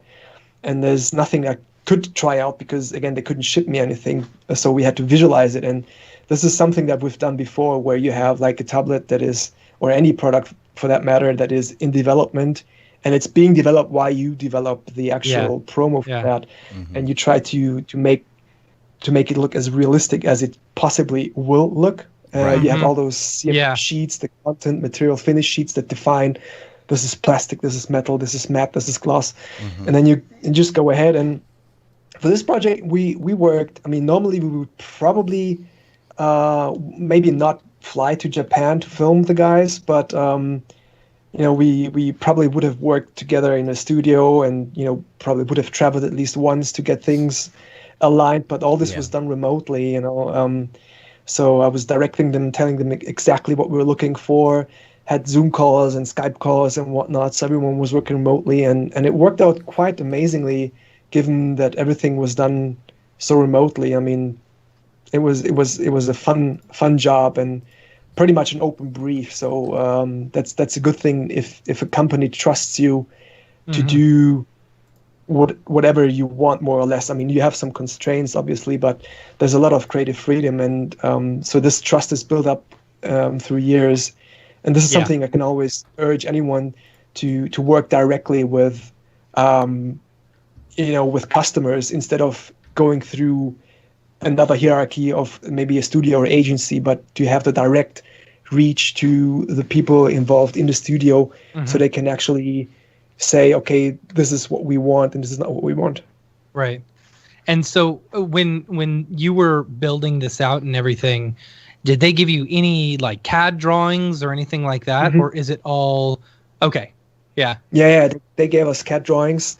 We run that through Moy to make sure everything is cleaned up and nicely handled. Can be nicely handled in C4D. And then, we went ahead and tried to recreate it as realistic as possible, in terms of as realistic as we envision it to be. And, you know, a couple of design choices of having transparent hands to see the product through it. And a funny story about this. So this is the CEO that you can see right now. And we were thinking of having a voiceover that talks about it. Of course, yes, inspired by the way Apple does it, but Wacom has been doing it this way for years as well. So it's kind of like, okay. But then it was funny because we had a Zoom call, and then they said like, so the CEO is going to be on that call as well. And then they handed it over to me, and they like, so Robert, can you present this idea impromptu? So I was like, okay, yeah. So here's me, you know, standing there talking in a Zoom call to the CEO and explaining the idea and the concept, and he liked it and he signed it off and agreed to be featured in it. So it was a fun moment, and certainly a nice project to keep us afloat during the tough times of COVID. For sure, yeah, that's cool. Yeah, you've got a presentation when I saw on this as well for Maxon that you did. What was that? A few months ago. It was in December. In December, yeah. So, you know, you kind of break some of that down. But on the whole note of working remotely, like how has it been for you in general? COVID, dealing with having to be home, family at home. Germany's still on lockdown right now, right? Yeah, we are on a super lockdown right now. everything is closed in terms of shops. Only the necessary stuff is open, like supermarkets, so food and general stuff that you need. But hair salons are closed, as you can see. Restaurants. I was just thinking how great your hair looks. I know. Oh, thank you. You got that's the look these days, anyway, right? Yeah. It's just Yeah, but it's been like I said before we started the recording. The first time around, the first lockdown was easier to handle in terms of length. I mean, the shock and awe about the situation was more intense because you didn't know what it is. Now you kind of a little bit understand more. But in terms of the long run, it's been quite rough, especially because we have 2 kids. Homeschooling and home office, although it sounds similar, doesn't get along too well. It doesn't. No. It's really tough. I mean, we both have to work here. We're both at home having to work. Someone has to homeschool a kid. Someone has to pay attention to the kindergarten kid because one is 5, the other is 7. Play Legos for 8 hours, right? I've played Legos for 8 hours today. It's a challenge. I mean, I enjoy working remotely. At the same time, I hate it. It's like a love-hate relationship. You lose the commute, which can be good because traffic is really heavy here in Munich. How long was your commute normally? On a good day, it's about 18 minutes. On a bad day, it's an hour. Oh, okay, yeah. So it can be, on the worst case, it can be 2 hours to get there and get back. Okay. But I try to avoid the rush hours, so going either super early or going slightly later and leave late, or just try to manage my way around. I always use, although I know my way by heart, obviously, I still use Google Maps because it'll might be just this day right? that all around Munich, although it's like 3 or 4 kilometers longer, it might be 20 minutes faster. So that's what I do in the morning. But as much as I hate the commute, it also gives you time to separate from home to ease into work, listen to a podcast, listen to some good music as loud as you can, sing along on a red light, people looking over, and you go like, whatever. And so that's something I miss but don't miss at the same time. So it's a mix of things, and of course I mix the social part. I miss seeing my friends in the studio. So we have a shared studio, have our own room, but still it's like a creative hub with different people in there, and you bounce back ideas. You have a second, third, fourth pair of eyes that gives you a hard time saying like, well, Robert, you can do better than this, and it's a little bit difficult right now, and thankfully the projects have picked up as much as possible, I think. So we are pretty much swamped with projects. But I try to get a few personal projects ramped up during the hard times of COVID, working on personal skills, artist skills to expand upon that and distract my mind from bad news and the craziness out there. So the work-life balance is really difficult right now. So how many people are in your studio? So right now it has been four people, but now it's Max and myself. So we share a big room, and we are next to a company called Scanwork who do color grading mostly. Cool. So they develop fantastic looks like for high-end clients like BMW and Porsche and all these like high-end commercials. So whenever we have to color grade something, in fact, they did the color grade for the Wacom project as well. Nice. So we can bounce back a few things where we don't. I mean, of course, I can do color grading in terms of the minimal stuff with Lumetri or Magic Bullet. Right. Get some of the looks, but of course they're the pros and they know their stuff better than I certainly will ever know. Tell us about the. And they are like 3 or 4. Tell us about the Elgato stuff too.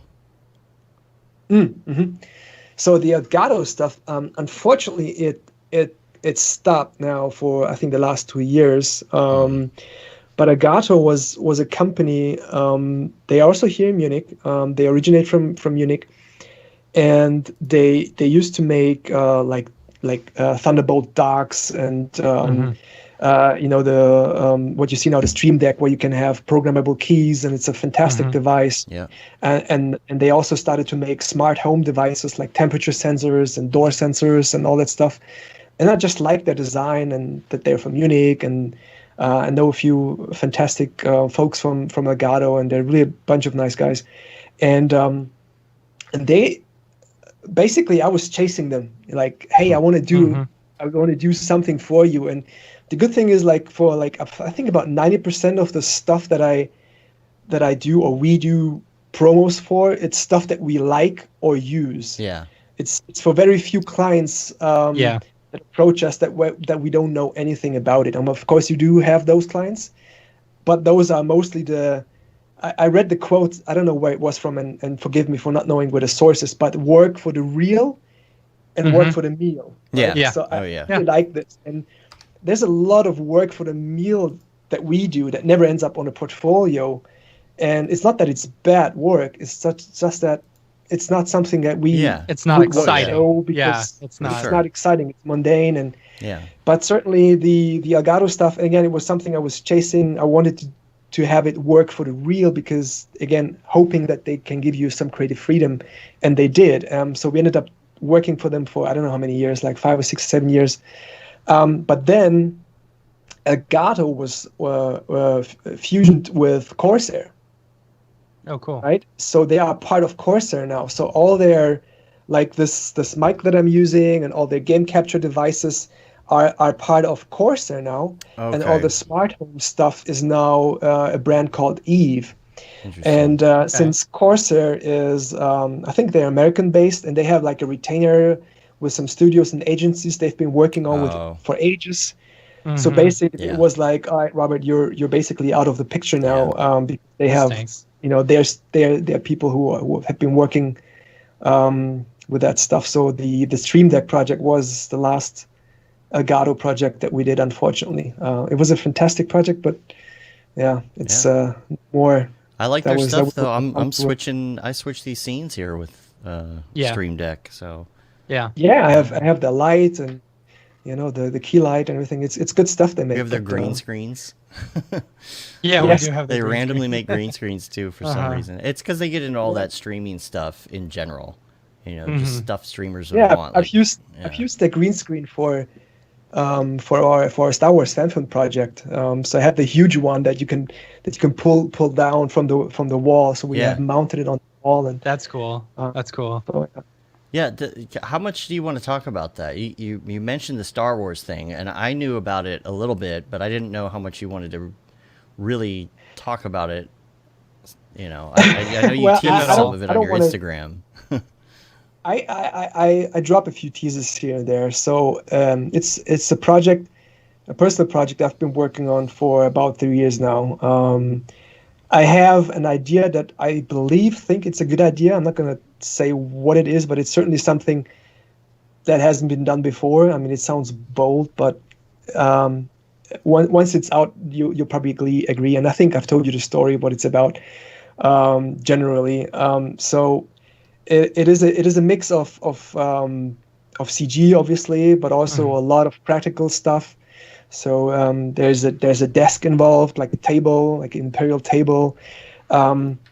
There's a stormtrooper involved. There's a blaster involved, and all this, as much as possible, filmed with a proper camera. So I have to figure out lights, and I was cutting out like the typical Star Wars lights that you have with the shapes, with the rounded long shapes, that is giving all the reflections on the armor. So when you integrate that with the CG scenes, it will look hopefully flawless and will blend in quite nicely. If you want to see some of that stuff, I have a couple of archived Instagram stories in my feed that you can look up on how everything was built. And my dad helped me with the electricity, electronics part with the flashing lights, and I created a user interface design that is then put into an iPad, and the iPad is then in the actual prop. I think it's the same principle they did on the movies, on the last movies, for example. So as much as possible in camera, but as a lot of green screen as well. A couple of CG shots. We have a running time. A lot of practical stuff. I'm looking at your Instagram right now. Yeah, that's super cool. And it all started with me being fed up of working so much on a computer. Like 6 years ago, I just bought a C3PO and I glued it together and I painted it with all the details, and it gave me flashbacks of as a kid when I used to build planes and tanks and robots and stuff, and I was like, man, this is so much fun to get off the computer, do something with your hand. And then that was the time when I decided, like, I always wanted to have my own Stormtrooper armor standing there. Of course, you can wear it, but I just wanted to have it. I was always fascinated by the design that was created. So I bought this suit from Anovos. It's like an American company. They have like this, it's like a 99% film accurate A New Hope armor that you can make custom fit to your body. And so I purchased that, and then I created the blaster that is also as film accurate as possible. And while working on that, I had this idea for this short film.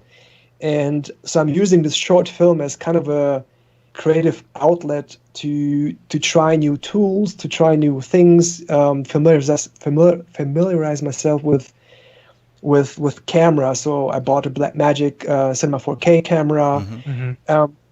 Not necessary for that project, but I used it for that project. I'm using it right now to stream this. Yeah. But I'm also using this camera to record tutorials, videos. I've always been into photography, so I knew my way around, what does an aperture do, how does lenses operate. But this helped me as a circle to familiarize myself even more with what does the camera actually do, how does it behave. Right. Which then again helps you as an artist to hone your eye to create better CG. So it was like this whole thing, and it's not like, okay, you just buy a camera and you just go out and film something random, but having like a project, like a purpose to do that. Same with the Redshift example I said earlier in the show. So I took this mouse droid, and that scene so there's a mouse droid in the short, but that scene is finished. It's rendered. It's done. And I used Element 3D to do that, and it looks somewhat okay, but it's not where I want it to be. So I thought, hey, why not recreate that scene with, Cinema 4D and Redshift and render it properly? I mean, Element 3D is fantastic and as it is, but it has its limitations for what I wanted to do. And so I gave myself this task of whenever I have some time, which I don't, but sometimes. Sometimes I just take like 3 or 4 hours during the night, don't watch Netflix, but just stick on the computer, figure this thing out and have a purpose. And this personal project is what it is. So I could take this whole project, dump it right now, erase every backup of it. I would be very mad, but at the same time, the learning process that went into it, the learning, the things it gave to me, both as a distraction in terms of as a coping thing through all the hard stuff during COVID, the learning stuff, the emotional journey of figuring out, analyzing grain on Star Wars and what lenses they used and what angles they used and what lights they used. It was such a joy. I mean, I want to finish it, and hopefully it will be finished this year. But I mean, the whole process is just such a joyful thing. So I can urge everyone to pursue a personal project, whatever it is. I mean, you can have it as a playground where there's no client that says, make change it blue, this, make it red, make the logo bigger, make the logo bigger. So I would recommend people to go and look at your Instagram story, because that's really cool seeing the setup and like seeing how you made the gobos for the soft boxes in order to get the reflections right on everything. That's super cool, super duper cool. Yeah. And I used lids from Chinese takeaway. I used paper cuts. I used Lego. I used everyday materials, painted it, printed it out on my printer, glued it on. Foam pads, like just being creative not with a computer, but with whatever comes to your mind to create that look. I mean, that's fun. I like it. You're gonna have to give us a breakdown whenever you're done with it. Like, come back on the show, talk about all the bits and pieces. Yeah, I definitely want to. Hopefully, I mean, I have to release it under non-profit thing, just to be in line with the gentleman's agreement with Lucasfilm of having a non-commercial purpose for it, which I do. So I'm gonna release it for free on YouTube and stuff. But I documented all the steps, so I'm gonna talk a lot about this and share a lot of the knowledge that I have collected in those 2 years about how I did this, how I did that, what tools I used, what tricks, what plugins, whatever. Film the making of, so it'll gonna be a making of movie with that as well. So it's all been taken care of. I just need to find time to do that, and it's I wish I had more time. So I planned to release it last year, May the 4th. Then I thought, actually, hang on, I wanted to release it with The Rise of Skywalker, which was it 2019? Yes, it was 2019, right? Everything. I think so. Yeah, I think so. Everything is a blur. Yeah. So that didn't work out, obviously. Then it was like, let's do it in May. And then it was like, let's do it for Mandalorian season 2. And I was like, whatever, I just finish it whenever I have time. I better spend more time on it and make it nice instead of rushing it out. And I enjoy the process. So whenever I find time to work on it, I work on it. And client project goes first, family goes first, obviously. So yeah, that's how it always goes. It always takes the back seat. But you've done a lot of webinars, presentations, speaking events, before COVID and everything. Do you enjoy doing the educational stuff just as much as like personal work or client work? What do you enjoy doing the most? So here's the thing. I had kind of an epiphany a couple of years ago with all the work stuff. So for me, like, there's two events that happened. So one was going all crazy about work in terms of thesis work when I was working on my graduation film. I was going mental about it. This was like the most important thing in the world for me. I was on a trip to New York in 2004, I think it was. I visited a couple of studios like PsyOp and Eyeball. I was knocking on doors, just saying, "Hey, I am a student. I want to see your studio." Like, all right, come in. It was kind of fun, out of the blue, and I met a bunch of fantastic people. And one artist, Carlo Vega is his name. He was like, "Hey, Robert, why are you freaking out about this 3D project of yours?" And I'm like, "What do you mean? It's like the most important thing in the world." And he said something that stuck to me even like 16, 17 years after that. He said, "It's just pixels, man."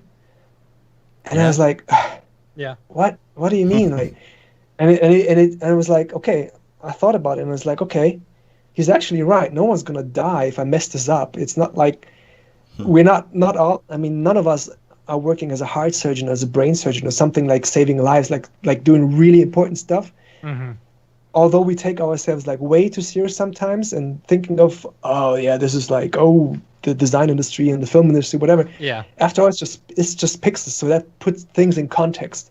That was like a big wake up call in terms of like, okay. But then, you get into work and being self-employed and everything.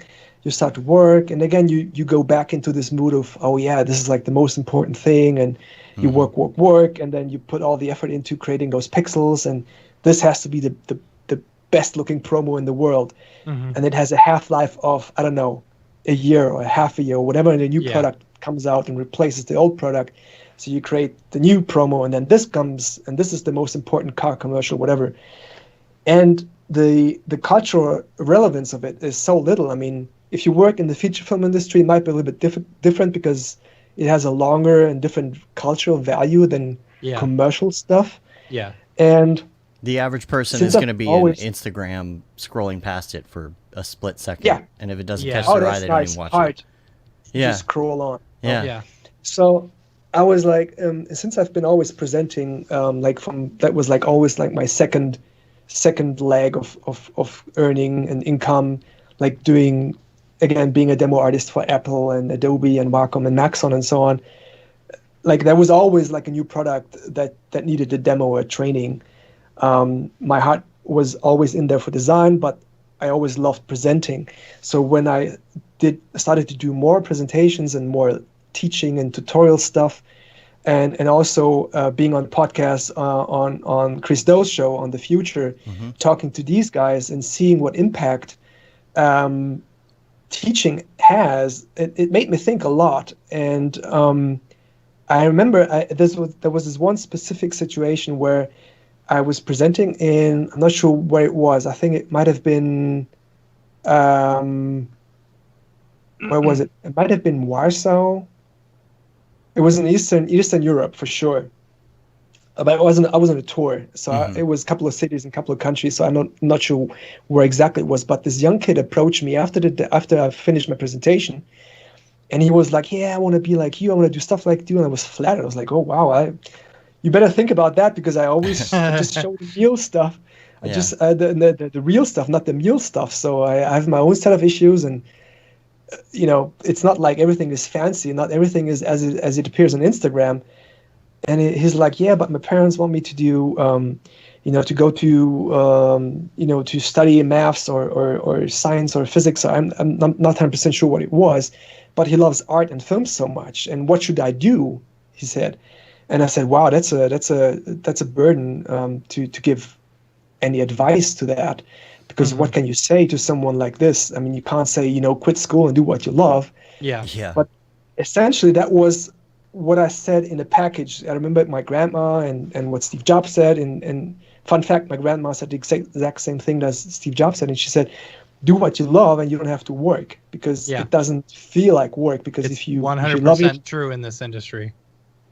And so nothing will piss off a kid's parents like saying that, right? Like, they want him to go to college. Exactly. Yeah. I didn't tell him to leave college or to quit whatever he's doing. I just said, pursue what you love, and then you'll be happy. So look for whatever makes you happy. And he said, "Yeah, thank you." And then believe it or not, I'm not sure, 1 or 2 years later, I get this message on Instagram, and he says like, "Hey, you know what? I quit school. I worked as a barkeeper to earn money. I taught myself all these skills and tools, and now he works at a feature film company, creating all this stuff. He's the happiest person on earth. He just wanted to say thank you." And I read that, and I instantly had tears in my eyes. I was like, wow, that was mind blowing, because I helped someone hone his career, help his career, and that gave me so much, so much good feelings and so much joy than none of the last 20 projects gave me in terms of satisfaction and being proud to actually contribute to something. So, long story short, this is where I want to go,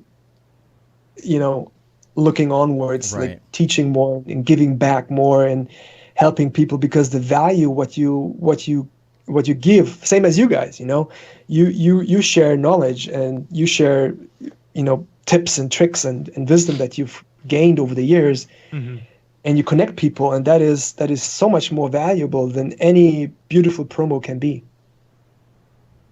Totally. Agreed. I think. I got a couple links for you, and we're going to go to Mograph Recommends, because I do have a heart out. I unfortunately have to go take a COVID test. So we'll see how that goes. And so I do have to hit a hard out here pretty soon. But number one link, this is pretty interesting, is Shutterstock has acquired Turbosquid. That was surprising to me. I'm not sure how I feel about that. What was even more surprising was the amount. Only $75 million. I know you say $75 million, but when you're talking about a company like Turbosquid, I would think that Turbosquid would be worth more than $75 million. Maybe it's because I use it, and we're such a niche market, but I felt like, crap, Adobe bought Behance for $2 billion, How is Turbosquid only worth 75 million? Well, I don't know. The big question is like, what exactly are their plans with it? Yeah. You know, is it going to be sucky? Yeah. Is it going to be some subscription? Will Mike still be able to get all of his stuff for free? The whole thing about any of these acquisitions that happen, like Adobe buying Substance, for example, right? Everybody's like, oh man, what's going to happen to it? They're either going to and it hasn't been bad. It so hasn't far. been bad. They're either going to, and it's called Substance by Adobe. It's transition period, right? It was Substance and Substance by Adobe, and then eventually it'll be Adobe Substance. They'll switch it on you. They're trying to ease you into it, but like when it comes to companies buying other companies, everybody always gets a little bit scared, and it's like, what's going to happen? Is nothing going to happen? Which for most of us, that's what we want. Just I like Turbosquid. I use it a lot. Spend a lot of money on Turbosquid, and I don't want that to change. I want the changes to be for the better. I don't want to have to buy credits to buy Turbosquid models. That's my fear. Oh, this model here is 42 credits, but you can only buy 50 credits at a time. Right. And you have left. It goes to waste. Yeah, exactly. Now I'd probably end up using them, but for a lot of people, I don't know. I hope it doesn't go that route. So check out that article. We'll keep an eye on it, see where it goes. I hope it doesn't get sucky, but Also, like I mentioned earlier, there's the Mike Beeple Winkleman Crypto Art podcast on School of Motion. So check that out. It's on my list. Joey and EJ. And this one is interesting. Now, this is by Ben Marriott, who I think is in our Slack, if I'm not mistaken. There's a lot of views. This is AI animation tutorial, The Simpsons with EB Synth. So EB Synth. EB Synth is cool. Yeah, so it kind of will recreate, I guess, using AI, using a style, like from one frame, can apply that style to other frames. We've talked about this before on the show, EB Synth, and I've even played around with it. It like sees the I don't know, like the tweening between motion and stuff, so that you only have to draw on one frame and then it fills in the rest. Right. It's just kind of neat. So in this tutorial, it's The Simpsons. He took a clip of The Simpsons and did a really nice shading on one of the frames, and then did the AI with the rest to see how well it would interpret and paint the rest of The Simpsons clips. Yeah. I want to say that this one has come up before, because this one is from 2019. I think we talked about this a couple of years ago. Yeah. I don't know why it just started making the rounds again this week for some reason. It's cool. It's very cool. I definitely like EB Synth is something that I would love to see incorporated into like an After Effects or something like that. Yeah. I don't know. And the fourth link, again, is just a link to, again, like I mentioned earlier, to the article on Winbush, on Intel, and their creative site about that features creatives. Let's do some Mograph recommends. We're going to ask you some of your favorites, and these can either be your most recent favorite or your all-time favorites. Doesn't matter. And we're going to start with favorite movie. That's a tough one. There's no one favorite movie for me, because there's just too many that I like. There's certainly Star Wars up there, because it was so influential on my creativity in terms of fantasy, of wanting to create something that doesn't exist, no matter if it's a logo or a universe or whatever.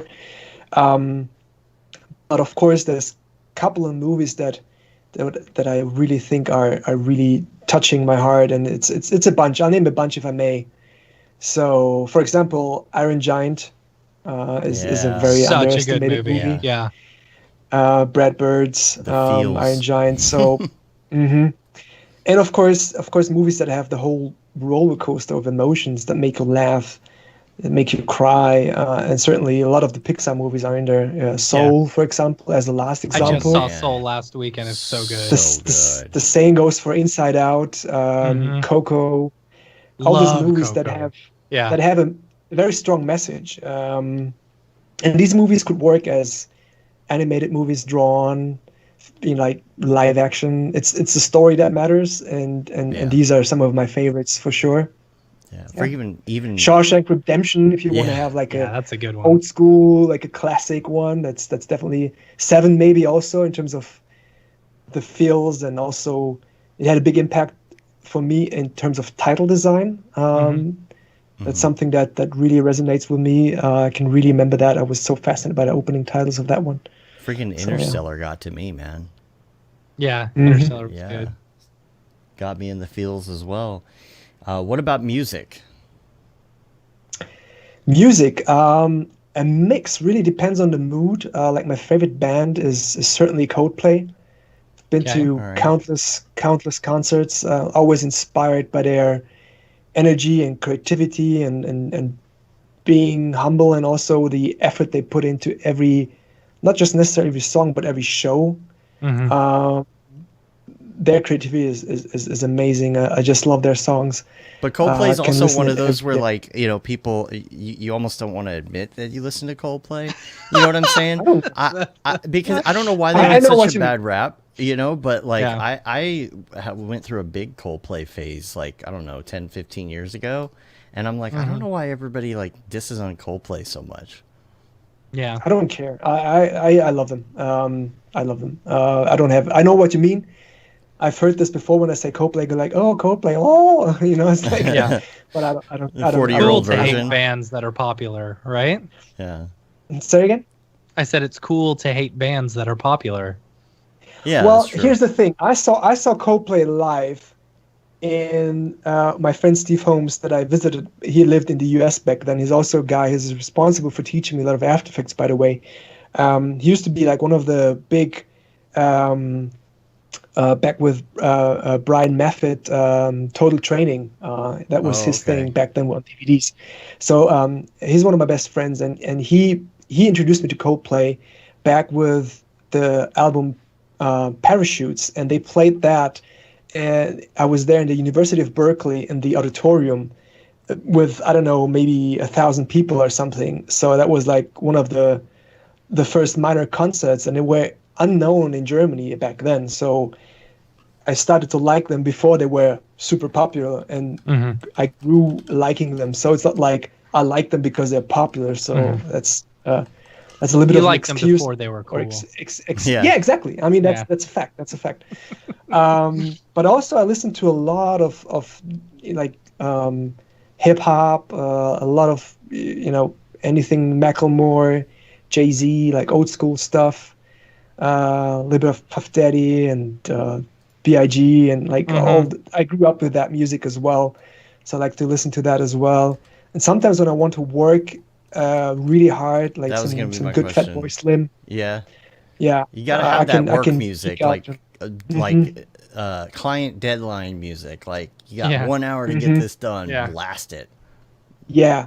I mean, matter of fact, there's actually two things I can recommend it's on YouTube. So one thing that really calmed me down during, like, when I had anxiety about this whole situation, listening while working, was Chilled Cow. They have like a fantastic stream of music.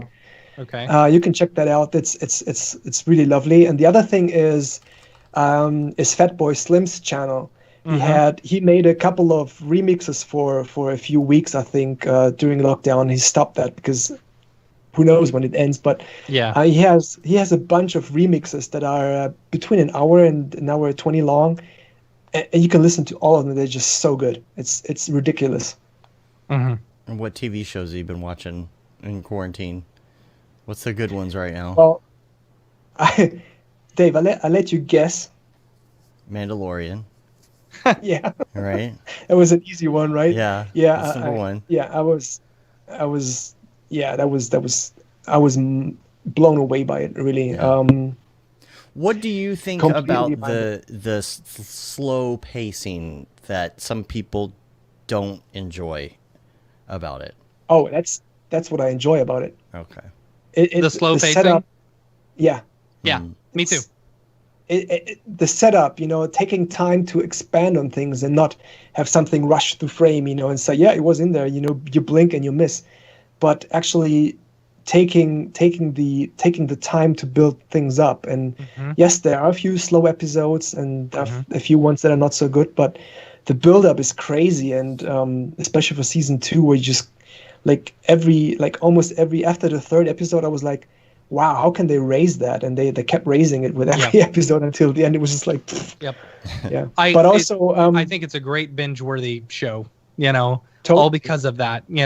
If you're watching it week to week, it's you're like, okay, a little bit at a time. It's the same thing with WandaVision right now. WandaVision, I haven't seen the latest episode, but you watch, I need to. You watch it and it's like, okay, you get the sitcom part, and then you get hints of it within the Marvel universe or whatever. With Mandalorian, it was the same. It's like, okay, you get a Western adventure with hints about, what the Mandalorian's path or whatever, you get the fan service part, but you also get the creative part. And but there's also 2 shows I want to point out that really, I was blown away by Ted Lasso, to be honest. I read so many good things about it. So good. It has so much heart. So good. It is it's such a, it makes you believe in the good of people somehow. Yeah, absolutely.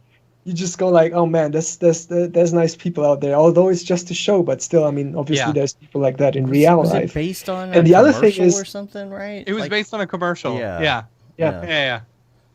Or a promo or something like that. Yeah. I was watching because I still have this free Apple TV Plus thing that was actually extended till July. I was gonna say I got that email too. They extended it. So I was kind of panic watching all the good stuff. So I watched C, for example, and I was blown away by C. To be honest, I don't know that one. It is. The whole creative idea. So basically, I don't want to spoil it to you, but it's based on there was an apocalyptic event. It's 300-400 years in the future, and humanity is blind basically. So you have all those tribes, and it looks like even pre-medieval stuff, but mixed in with little glimpses of what once was humanity. So you see rusted cars. So it's like a mix of Walking Dead, Mad Max, and Game of Thrones. So the thing is, most humans cannot see. So you have different tribes fighting each other, and the way they choreograph and show how can you fight being blind. So a lot of it's about with audio and tactile stuff and hearing and tasting. But the whole idea of showing a TV show that is epic, that is with mostly blind humanity. But then there's a lady, and this is not a spoiler because this is the setup, that gives birth to twins that can actually see. Yeah. Oh, okay. Yeah. And here it goes. Why can they see it? What's going to happen? And it's not too much of a cliche chosen one thing. I can say that. But I read about the show, and they have a lot of actually. Some of the cast is actually blind. They have. Really? That's interesting.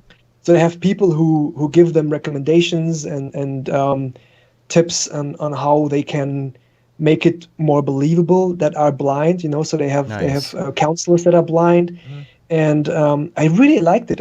Almost every episode looks like freaking Revenant out there. It's. I think they filmed it in Canada, or I'm not sure where they filmed it, but the landscape is. And it's beautifully filmed. It's ridiculous. Jason Momoa is, of course, it's Jason Momoa. He's doing his thing, and I really enjoyed it. It's very creative in terms of how they fight, how they use sound, to get along, and I can recommend it. That Jason. Interesting. He's a dreamboat. Yeah, I'm looking at that. Yeah, he is. I'm looking at the preview right now. It's very pretty looking. It's very pretty. It's but you wonder how I don't know. It's an interesting concept. It's a very interesting. He have his long hair in it and take his shirt off, like he does in all his other movies. One can only hope. Yeah. Bet he's a Nope. gentle lover.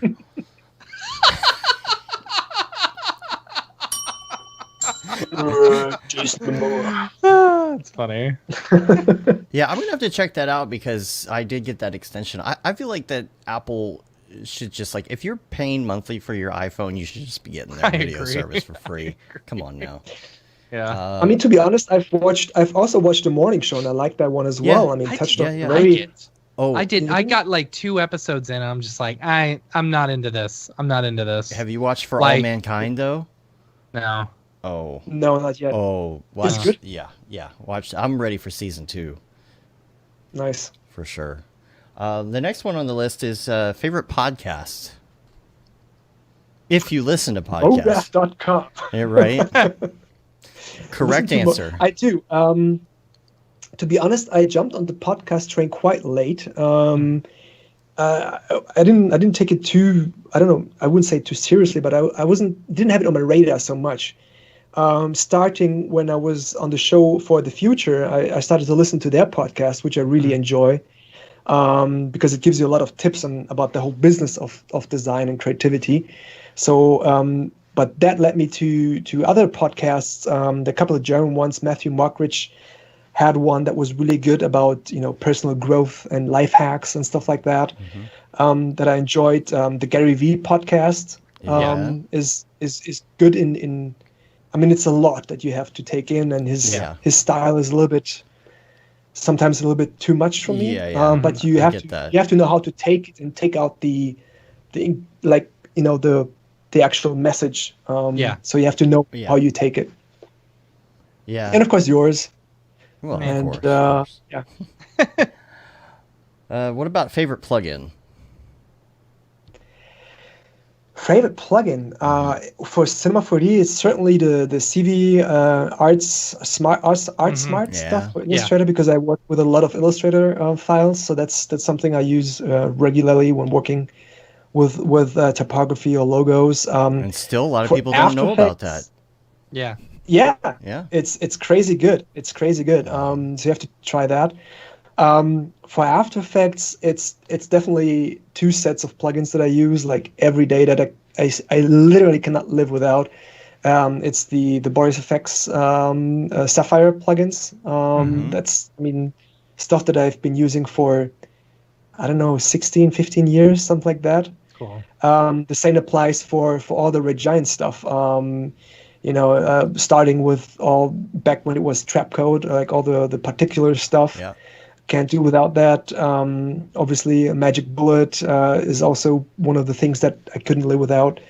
The Primate Gear I've used heavily on my project. So these are the ones that I can really recommend. I mean, in terms of free stuff, something that I use every day, of course, is Andrew's stuff, Video Copilot stuff. Like the shortcut one.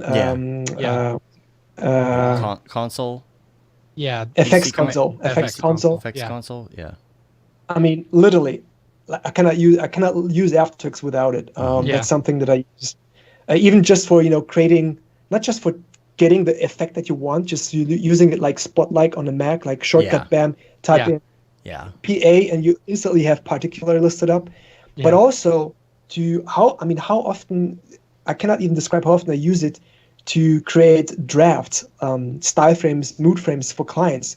I built something in After Effects, and before going to render as image, save image, blah, blah, blah, I click on that snapshot button, click on export, and off it goes, right? Yeah. And then you have... Yeah. Yeah. I think I lost your blue light behind you. Batteries out. Yeah. Yeah. Yeah. You have to go with gray, and I didn't expect to go for that long. So. Well, that's how we roll. We're almost there, though. What is your go-to muscle memory app on your phone? Muscle memory app on my phone. Yeah. Like, what is your hand just naturally press when you pick up your phone? It's probably the left swipe, to see the news. You use that? Okay. I didn't know anyone used that. I do, yeah. Wow. Like just to see if the world is going to erupt in even crazier fanciness. You just doom scrolling. Doom scrolling. Yeah. The doom scroll. Sometimes I forced myself to have like we had like a no news Monday, so we don't consume news on a Monday, for example. That's fun. it's fun to try out. I mean, it does something with you, you know. Yeah. You approach a day differently when you don't care about. It's not don't care is like the wrong word because you should care, but Yeah. you got to get on. You got to do your thing. You got to do your life. Exactly. You just avoid thinking about the world's pain that is out there. I mean, there's so much, there's so much bad stuff happening everywhere in the world, and sometimes it just gets to you too much that it affects you personally too much in a healthy way. So sometimes avoiding the bad news is sometimes a good thing. You just got to be able to, a lot of this stuff will happen and you'll go about your day and nothing's going to change.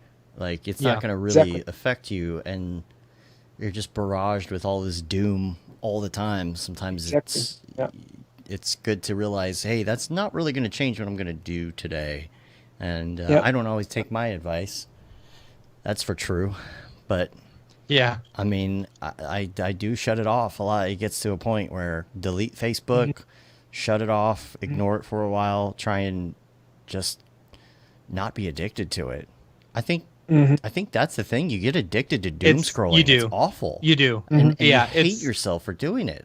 What's funny is, when Trump was president, I found myself scrolling a lot. Yeah. Because I wanted to stay informed. And now that Biden's president, there's not so much out there now. And I'm like, I feel like I kind of need that fix. At points I'm like, okay, can we just check in on Trump and see like what he's screwing up right now? Can you just give me? Here's the thing. I mean, there was that's a bad way to think. I used to watch House of Cards, and I remember thinking about scenes where it goes like, this is just so ridiculous. I mean, who writes this stuff? Like, how and there was this point where reality overtook fiction in terms of ridiculous. Worse than House of Cards. Like it was like towards the end, it wasn't even like, because at least with House of Cards you got a little bit, there was like I don't know, there's a little bit of like intellectualism to it versus like this is like fun House of Cards. Right. Yeah. There was no fun in the real world. No. In that regard. So speaking of distractions, do you play video games? Because we have a new question on the list now. Your favorite video game? Yes, I wish I could play more, but I love video games. Yeah, I grew up playing video games. I played a lot of tactical, like strategy games, a lot of adventure stuff. Monkey Island for the win. Yeah. Who didn't play that one? Wing Commander. That had a big influence on me. Like seeing cutscenes and interacting with a game. It was like, oh my god, this is like I'm in the game. But Wing Commander, the two games I would was my favorite. I think. And it had Mark Hamill, like Luke Skywalker. Like, oh my god! I forgot all about this until you brought this up, man. Wing Commander 2 was my jam. With like all the aliens were lions. Kilrathi. Oh, Kilrathi. Man, God, I'm getting the nostalgia going. Yep. So the games there's another nostalgic one, and I used to play X-Wing versus TIE Fighter a lot, and since having squadrons, I have my wife down here hooked up on my PC. I have the sensors and everything, so I enjoy squadrons. Yeah, there you go. I enjoy playing squadrons, but I don't have the time to play it as much as I would love to. Last of Us 2 on the PlayStation is also up on the list to play. But eventually I will find time one day to play a little bit more. Yeah, I always get really hyped about these games, and then I buy them and I play them once and I don't play them again. Same here. Yeah. Same here. Don't ask me how much I've played Cyberpunk so far. I have this thing here, like to nice. See, now I was thinking about getting one of those for playing Flight Simulator, and then I realized that I don't play enough Flight Simulator to justify one of those. Because I'm like, I could use it for this, I could use it for Elite Dangerous, so maybe I'll buy one if I get the bug, but they're $300-400 to I get a bought real it on nice eBay. joystick. Yeah. You know, so Yeah. yeah. Yeah. I know that I'm gonna drop the few hundo on something like that and then not use it. You know, not on purpose, just because there's too much going on every day. So when I use it, I enjoy it a lot. So it's, I mean, the immersiveness is ridiculously good. It's really good. So. And it's really nice to have a joystick like that if you're playing something like Elite Dangerous, because Elite Dangerous is like a PC, use your keyboard for all the commands type of game. And when you have a VR headset on, there's no way to type the commands. It's like that VR Star Wars game that came out. You have to like pull your headset up to find the keyboard commands. And they don't tell you that when you buy the game. And having a joystick like that where you can easily access all those buttons without taking it off, I think is helpful. Last question, and this is the tough one, is well, for most people, but maybe you got one, is your favorite life hack?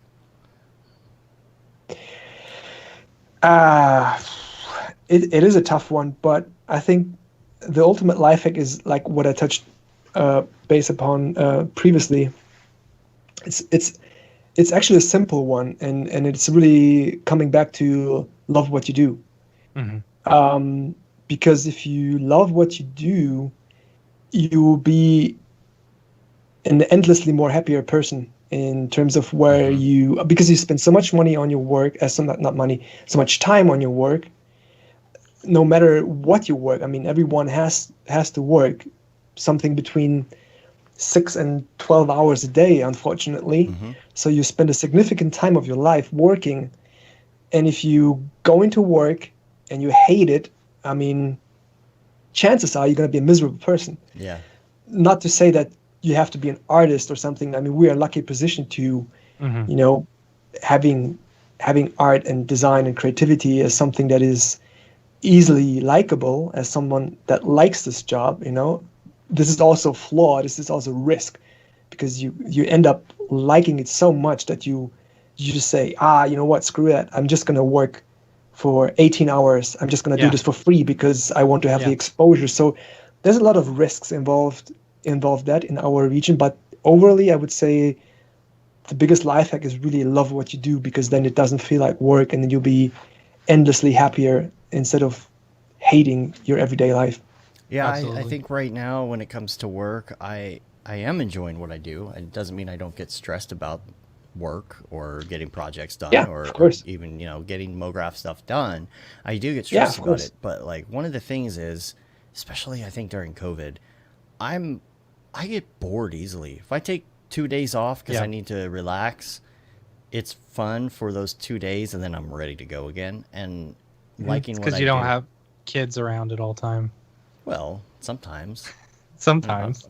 And you know, she's not as young as your kids either. So right, exactly. So it's like when I have that extra time, and then I realize that I'm just sitting there on the couch with my phone, and I'm like, there's nothing else to do right now. I'll go back and work, because why not? Yeah. I mean, it's productive. I enjoy doing it. I don't know. It does help to love what you do, because you definitely wouldn't go upstairs and to your office and work on things in your free time. Yeah, on Excel lists. Yeah. You know what? I feel like doing 3 hours of Excel lists. Yeah. Not a big fan of that. I do have to do that. It's the first. Yeah. The first is the worst. Yeah. There's so much accounting that needs to be done at some point after my COVID. You know, speaking of life hack, you know how you normally give the Mitch Myers turn the toaster on the side to get bomb grilled cheese? Yeah. On TikTok, a whole bunch of times I've seen people putting steak into a toaster. I've seen that. And it cooking it. It's so weird that it actually works. What? I mean, it does. Okay. But yeah, but I mean, you're making a giant mess. You know, they were so worried about whether or not they could. They didn't ask whether or not they should. Yeah. Oh man. Cool. Well, cool. We appreciate you being on.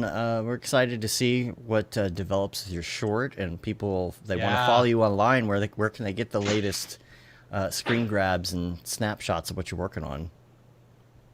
I'll drop a few images here and there in the near future. And Instagram. So it's getting along. Yeah, Instagram is something where I dropped that on Twitter as well. Okay. Cool. Not on my website because I try to keep it, of course, non-commercial in terms of that. So my website is work only.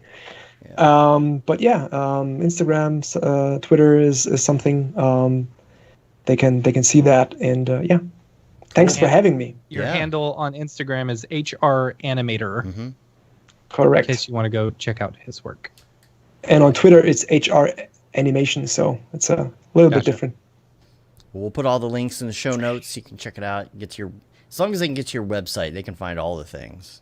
Or your Instagram. Absolutely. So. A big shout out also. I just see on the chat that a couple of my Instagram friends are showing up and showing some love, like Gavin and Richard and Sebastian. I saw that earlier saying hi. So thanks, guys, for showing up and showing some love. Yeah, thanks for hanging out. Cool. Well, we're going to get out of here. You can rate us on iTunes. You can leave a review on your podcatcher of choice. Subscribe. It helps get our ratings up. And you can subscribe to our newsletter, which goes out almost every month. Didn't really get around to it in January. So the February one is coming out soon now that we have kind of all of our specials, our special ducks in a row. Mm-hmm. You can say you've been there, done that, got the t-shirt with the Mograph logo tee, the Paul Babb vintage Feel the Babb 2020 shirt. All the profits from that go to Doctors Without Borders. The Render Things t-shirt, hoodie, and long sleeve tee. That Render is Fire shirt, which you are only allowed to wear ironically, unless you're shams. And then the Mograph Blandishment retro shirt.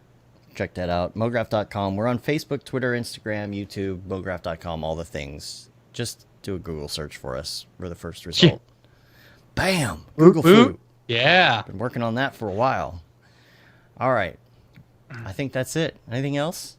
Cool. I think so. All right. Robert, thanks for being on the show. I appreciate it. Thanks for having me. It was fun. Everybody for looking forward to being back. Yeah. Yeah. Well, hopefully we'll hang out in person at some point. One day. One day. Oh, definitely. When we do we'll go to Iceland. our post-COVID European Mograph tour. Yeah. Yeah. Absolutely. I'm so on it. Yeah. Cool. All right. Cool. Until next time. All right. I'm Dave. Take care, everyone. And I'm Matt. And I'm Robert. Have a good one. See ya. Later, yo. I almost forgot to say the thing. I know. I almost forgot to say the thing. You almost forgot to say the thing. What's the thing? Later, yo. Later, yo. Oh,